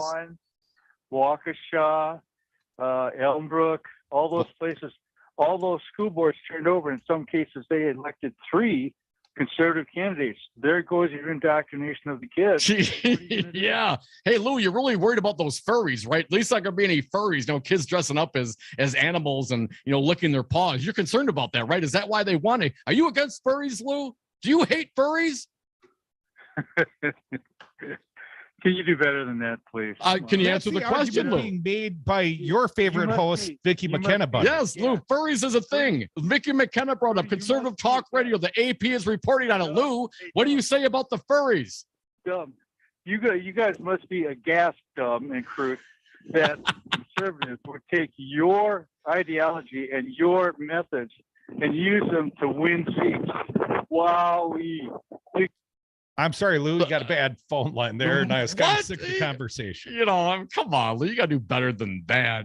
I am aghast because, as a Marxist revolutionary, some of Vicky's favored school board people won in highly funded, Dick Uline funded, sugar daddy funded races. That just shows me, Dick. Pardon me, Lou. Hate to get your name wrong, Lou. Just shows me that you can still buy a small town election with enough money. I mean, in no small part, man, when you got a billionaire wading in with hundreds of thousands of dollars in the school board race, that's impactful. A generally traditionally nonpartisan school board race, but I mean that's the plan now for conservatives and Republicans. And okay, I mean if that's what you want to do, everyone's got the right to go out and push for their own agenda and their own candidates, Lou. But when you call up to the show and accuse Crudy and I of being, Marxist revolutionaries, you're pretty sure, Lou, you don't know what the hell you're talking about. Because I'm pretty sure that if there was an actual Marxist revolution, Crudy and I would be the first one shot in the street. So no, I'm not down with that, Lou. And yes, it is a fact that your side, Lou, is pushing this furries thing, some wacky theory that kids are going to school. Somebody sent an email to Vicky McKenna, so it must be true. It must be true. I mean, she read it on the air, so it must be true. Lou, you spoke on the radio. It must be true. No, you can't define what you mean. You just want to troll, and I can appreciate that, but you got to come stronger than that, dude. They have no creative bone in their body, not even a little bit. They can't, even when they're making stuff up, it sounds so stupid. Only stupid people would believe it, and unfortunately, they do. Well, furries have a right, man. I as a Sicilian member of this panel, I was got to tell you, us hairy folks, We have rights, man. Yeah, not one T-shirt has touched my chest in years. Let's review the claim again. According to the Associated Press, the Wanakee Community School District, just down the road from me here in Madison, Wisconsin, has a furry protocol that allows students who identify as furries to opt out of speaking in class, sit and lick their paws during gym class, and bark and growl in the hallways. The AP's assessment, the Associated Press, false. Apparently, that's not true. Don't tell Lou. Does not have a protocol for students who identify as animals, and it does not allow disruptions at the school, according to Superintendent Randy Gutenberg. Randy Gutenberg sounds like a Marxist, socialist, communist to me. I thought it sounded like a printing press. Vicki McKenna, who hosts a show on Madison's inferior AM radio station, said on a March 17th podcast that she received an email from a grandparent of a student in the Wanakee Community School District saying the students were being told to normalize the behavior of classmates that preferred to dress and act like animals. I mean, when grandparents send emails, you know it's true. According to the email that she quoted, the furries can choose whether they want to speak in class or not. The furries are allowed to dress in their choice of furry costumes. Only seems fair. The furries can choose not to run in gym class, but can you run in a furry costume? Because that seems, a little awkward to me. I can see why they'd be, excused from running in gym class, but I read on from the missive of Vicki McKenna via podcast. The furries are allowed to dress in their choice of furry costumes. The furries can choose not to run in gym class, but instead sit at the feet of their teacher and lick their paws. Barking, hissing, and similar animal noises are commonplace in the hallways at the school. Now, again, according to the Associated Press, the claim is completely false, according to Gutenberg, who clarified in an email to the AP that the Wanakee Community School District does not have protocols for furries, and we do not allow disruptions in our schools and classrooms. I just need to say that, this is false because you have a grandma emailing. That's it. There's not a possibility that would ever be true ever. I have not known any grandma to be able to email whatsoever. I think that Vicki McKenna, your girl, got T-boned. According to the Associated Press, McKenna did not immediately respond to an email request for comment. She wanted it to be true. I don't think she knows how to be true. According to Vicky-Dom, we just can't handle the truth. Well, hell, if getting an email or reading something on the internet makes something true, it is no wonder why the Republicans are in the shape that they are in. If you want the truth, come right here to Devil Radio, Devil's Advocates, or just go ask Lou, because he seems like a very credible and reliable source. Totally. I wouldn't take directions to the bathroom from that guy. Not if I had to go, you know what I'm saying? Because, hey, furries go anywhere they want. Well, and I'd end up in the park looking for a place to vote. Come back with us for Devil's Advocates. More of your calls, 844-967-2789. I signed something saying that if I'm wrong, I can go to prison. Did you? Not gonna work here anymore anyway. I know what I saw. Steven. Who said that? Me, down here. Ugh, what are you, a yellow booger? I'm a banana slug, Steven. What are you doing in my room? I'm your sense of adventure. It's been a long time since we've had an adventure in the forest. Mom took me to the forest last year. I'm a slug, Steven. It took me a long time to get here. You're right. I should get out. Yeah, the forest is not that far away. Hey, Mom! Come to the forest where the more adventurous you lives. Check out discovertheforest.org for cool places nearby. Brought to you by the U.S. Forest Service and the Ad Council. Treat yourself to some Wisco Home Goods natural lotions or sugar scrub in 2022. I'm Don, one of the owners of this family-owned Midwestern business in Madison, Wisconsin. Our natural hand soaps, lotions, and sugar scrubs offer you the luxury you deserve. Wisco Home Goods self-care products come in a variety of scents you're sure to love. So go on, add a little pampering to your daily routine. Order at wiscohomegoods.com. Natural, healthy, nourishing self-care and more at wiscohomegoods.com. The Devil's Advocates. The plaintiff, Donald J. Trump, hereby serves his suit against the defendants, Hillary Clinton and her cohorts, orchestrated an unthinkable plot, one that shocks the conscience and is an affront to the nation's democracy. This week on Fox. You know what I mean? Like you're throwing a few too many adverbs and adjectives in this sentence. One man, one mission. Donald Trump gets made fun of. This is Watergate 2. Making radio great again. Hi, folks. This is Kirk Bankstad at the Minocqua Brewing Company, and I am proud to introduce you to Choice, our new pink grapefruit flavored hard seltzer. Choice was made in collaboration with Planned Parenthood of Wisconsin, and 5% of the proceeds from every can goes to support them and their fight for reproductive freedom. Choice hard seltzer tastes great and comes in at only 105 calories per can. Go to our website, MinocquaBrewingCompany.com, to find where you can buy Choice hard seltzer.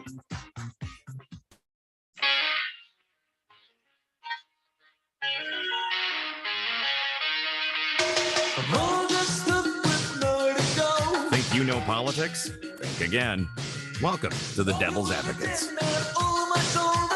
And we are back. Thank you for listening to the Devil's Advocates radio show. Last segment of this Hump Day edition of the Happy Hour. Join us on the phones at 844-967-2789. Dominic, in regards to the furry story, we did receive a tweet here from Madtown Pam. She said, day drinking again? Mick KKK Kenna? Dominic, hey, there's nothing wrong with a little day drinking. I mean, can't drink all day if you don't start in the morning. Well, I know what I saw. That's not what we hold against her, per se. Yeah. There is some breaking news. According to CNN, the House recommends 2 former advisors to Trump be referred to the DOJ on criminal contempt of Congress charges. I believe that's Dan Scafino and Navarro. And Navarro joining Bannon and Mark Meadows. Bannon, the only one who's been indicted so far, waiting to hear about Meadows, but apparently, Merrick Garland's got the Rona, so maybe we'll have to, have someone else down the line make that indictment. Well, also, as to what Lou was trying to get us to pay attention to, the school board races, the right-wing talk radio and Dick Uihlein got very invested in. I mean, financially invested. And certainly they got lots of earned media over on right-wing talk radio. But according to the Associated Press, conservative candidates picked up seats in Waukesha, Wausau, and Kenosha, but they lost races in Beloit, La Crosse, and Eau Claire. And Rebecca Clayfish, the former GOP lieutenant governor, took the unusual step of endorsing 48 school board candidates. The preliminary results suggest that 34 won their races, including 8 incumbents, though Clayfish advisor Scarlett Johnson lost her bid for a seat on the Mequon-Thiensville School Board. Michael Ford, a associate professor at the University of Wisconsin-Oshkosh, said basically the pattern was traditional GOP areas. The endorsed candidates did well. Places where it is more ideologically balanced, it didn't seem to matter all that much. So according to this, political scientist, the endorsements only carried weight if they were already going that way. Right. In primarily conservative type areas. And again, okay, do what you want. You want to dial in. People have the right. You want to have, your parental rights. Yes, get involved in your school board. Get involved. I encourage that, but don't bring to the party your consternation about furries. You just sound like an ass. Dominic, on this show, how many Marxist revolutionary endorsements of school board candidates did we make? Because contrary to Lou's recollection, I don't recall endorsing a single candidate in any race statewide. Hell, I didn't even vote yesterday. Know what I'm saying? Most Marxists don't vote. They just take it. 844-967-2789. Still could be time for your call. Could be. Maybe. Could be. We'll see what happens. Mark from the SAC, welcome back. Thank you for your patience. What do you got for us? Hey, Mark. No problem. No problem, brothers. And Marxist revolutionary for Dom, that's kind of ridiculous considering that Dom used to be quite libertarian, but he's slowly moved into the light. But Dom's always had basic humanity, treating his fellow human being like slow down, Mark. I've known him a long time. The most very little basic of humanity, Mark, but please continue. But you want to treat your fellow human beings like human beings rather than Sure. than something lesser than so many of our supposed Christians would just as soon we do. That it's just ridiculous. You got guys like Lou calling in, and they like to troll, and maybe the Billy Goats gone off duty for a while, and the trolls are crawling out from underneath the bridges again, and that. Well, apparently CJ must be on vacation, so Lou's taking over. Yeah, I haven't heard CJ today. You know, I was wondering if you had called in to Matt Flynn, but I didn't hear him this morning. Calling in. But it's just that, and for these new school board members, God bless them. They're in the school board now. But if they make fools of themselves, wanting to ban books or ban curriculum that actually teaches children actually what facts actually are, you go to an advanced biology class. And I had to look this up to remind myself if I was thinking right, that we basically all start out in the womb as biologically female, and then our hormone. And then you grow a tallywhacker or you don't, right, Mark? I mean, what? But in some cases, that there's males, they're biologically male, but their testicles don't descend. I mean, and that's because, is that God's fault? I mean, that for all these people that biologically determined by the Bible, I mean, that they don't know what they're talking about. Well, I mean, of course, Mark, I mean, women, they come from Adam's rib and, a tallywhacker and a uterus. I mean, these are the very specific things. I know that this, and it goes ultimately, I think, again, to my thought that I mentioned the other day, Mark, and thank you for the call. The Republicans and the conservatives, if they can't fight it or they can't F it, then they're so confused about what to do with it. I mean, that is the limitation of their grasp of humanity. It's so hard for them just to say and think about, what? Maybe it's none of my business. Maybe what people do with their own time and how they live their lives really has absolutely nothing to do with me. And for those people to choose to live their life how they want, I mean, how critical I am of some of these very religious type people. And I have religious family members and friends, and I don't have an issue with that as a whole. But when you use that as a basis to criticize other people, use that as a basis for your what you consider to be a governance, well, then I take a little more umbrage with that. But ultimately, someone living their lives does not impact somebody else if they choose, if they're gay or if they choose to do whatever they choose to do. Holy mackerel. Holy mackerel. Last thought for the day, Dom. Did you see who was partying with Trump at Mar-a-Lago last night? Corrupted Wisconsin Supreme Court Justice Michael Gableman. Gableman, the guest of honor, because he was saying all the right things to the only guy that mattered, right? I'll try to help you steal the election, sir. I mean, that sentiment went over big at Mar-a-Lago with Trump. Does that bother you at all? Are we paying for that trip to Mar-a-Lago? Well, you know what? Eventually we'll get perhaps the receipts on this and we'll see. But if it's written down on a napkin with, millage and bad spelling and wrong math, I guess I wouldn't be surprised if we ultimately are. Well, as the Washington Post reported, everyone in attendance paid the fare. Nobody's riding for free. Hope he got 2 scoops of ice cream. Dominic, want to thank all our fine guests today. The cupcake bearer, she was Gillian Battino, doctor running for state treasurer. The beer bearer, that's Tom Castle. See him at the Dark Horse Art Bar tomorrow night, 7:30, free show. That's the right price. Dr. Harvey Kaye was on Zoom. No loose joints or anything for me. But, he's a good guy, so we had him come around. And, of course, want to thank you, Dom. Thank you, Fancy Brian. Thank you, Evan. And thank you all for listening to the Devil's Advocates radio show. Some people say the greatest radio show of the Marxist Revolution.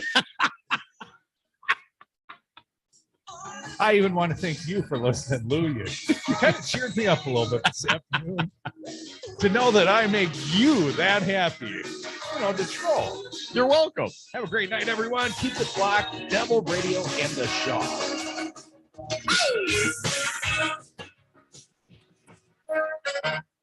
You still here? Take a hot bath and then wrap a hot towel around your head. And then make yourself some soup. Get a nap. Okay? It's over. I know what I saw. Go home. When we built the Devil Radio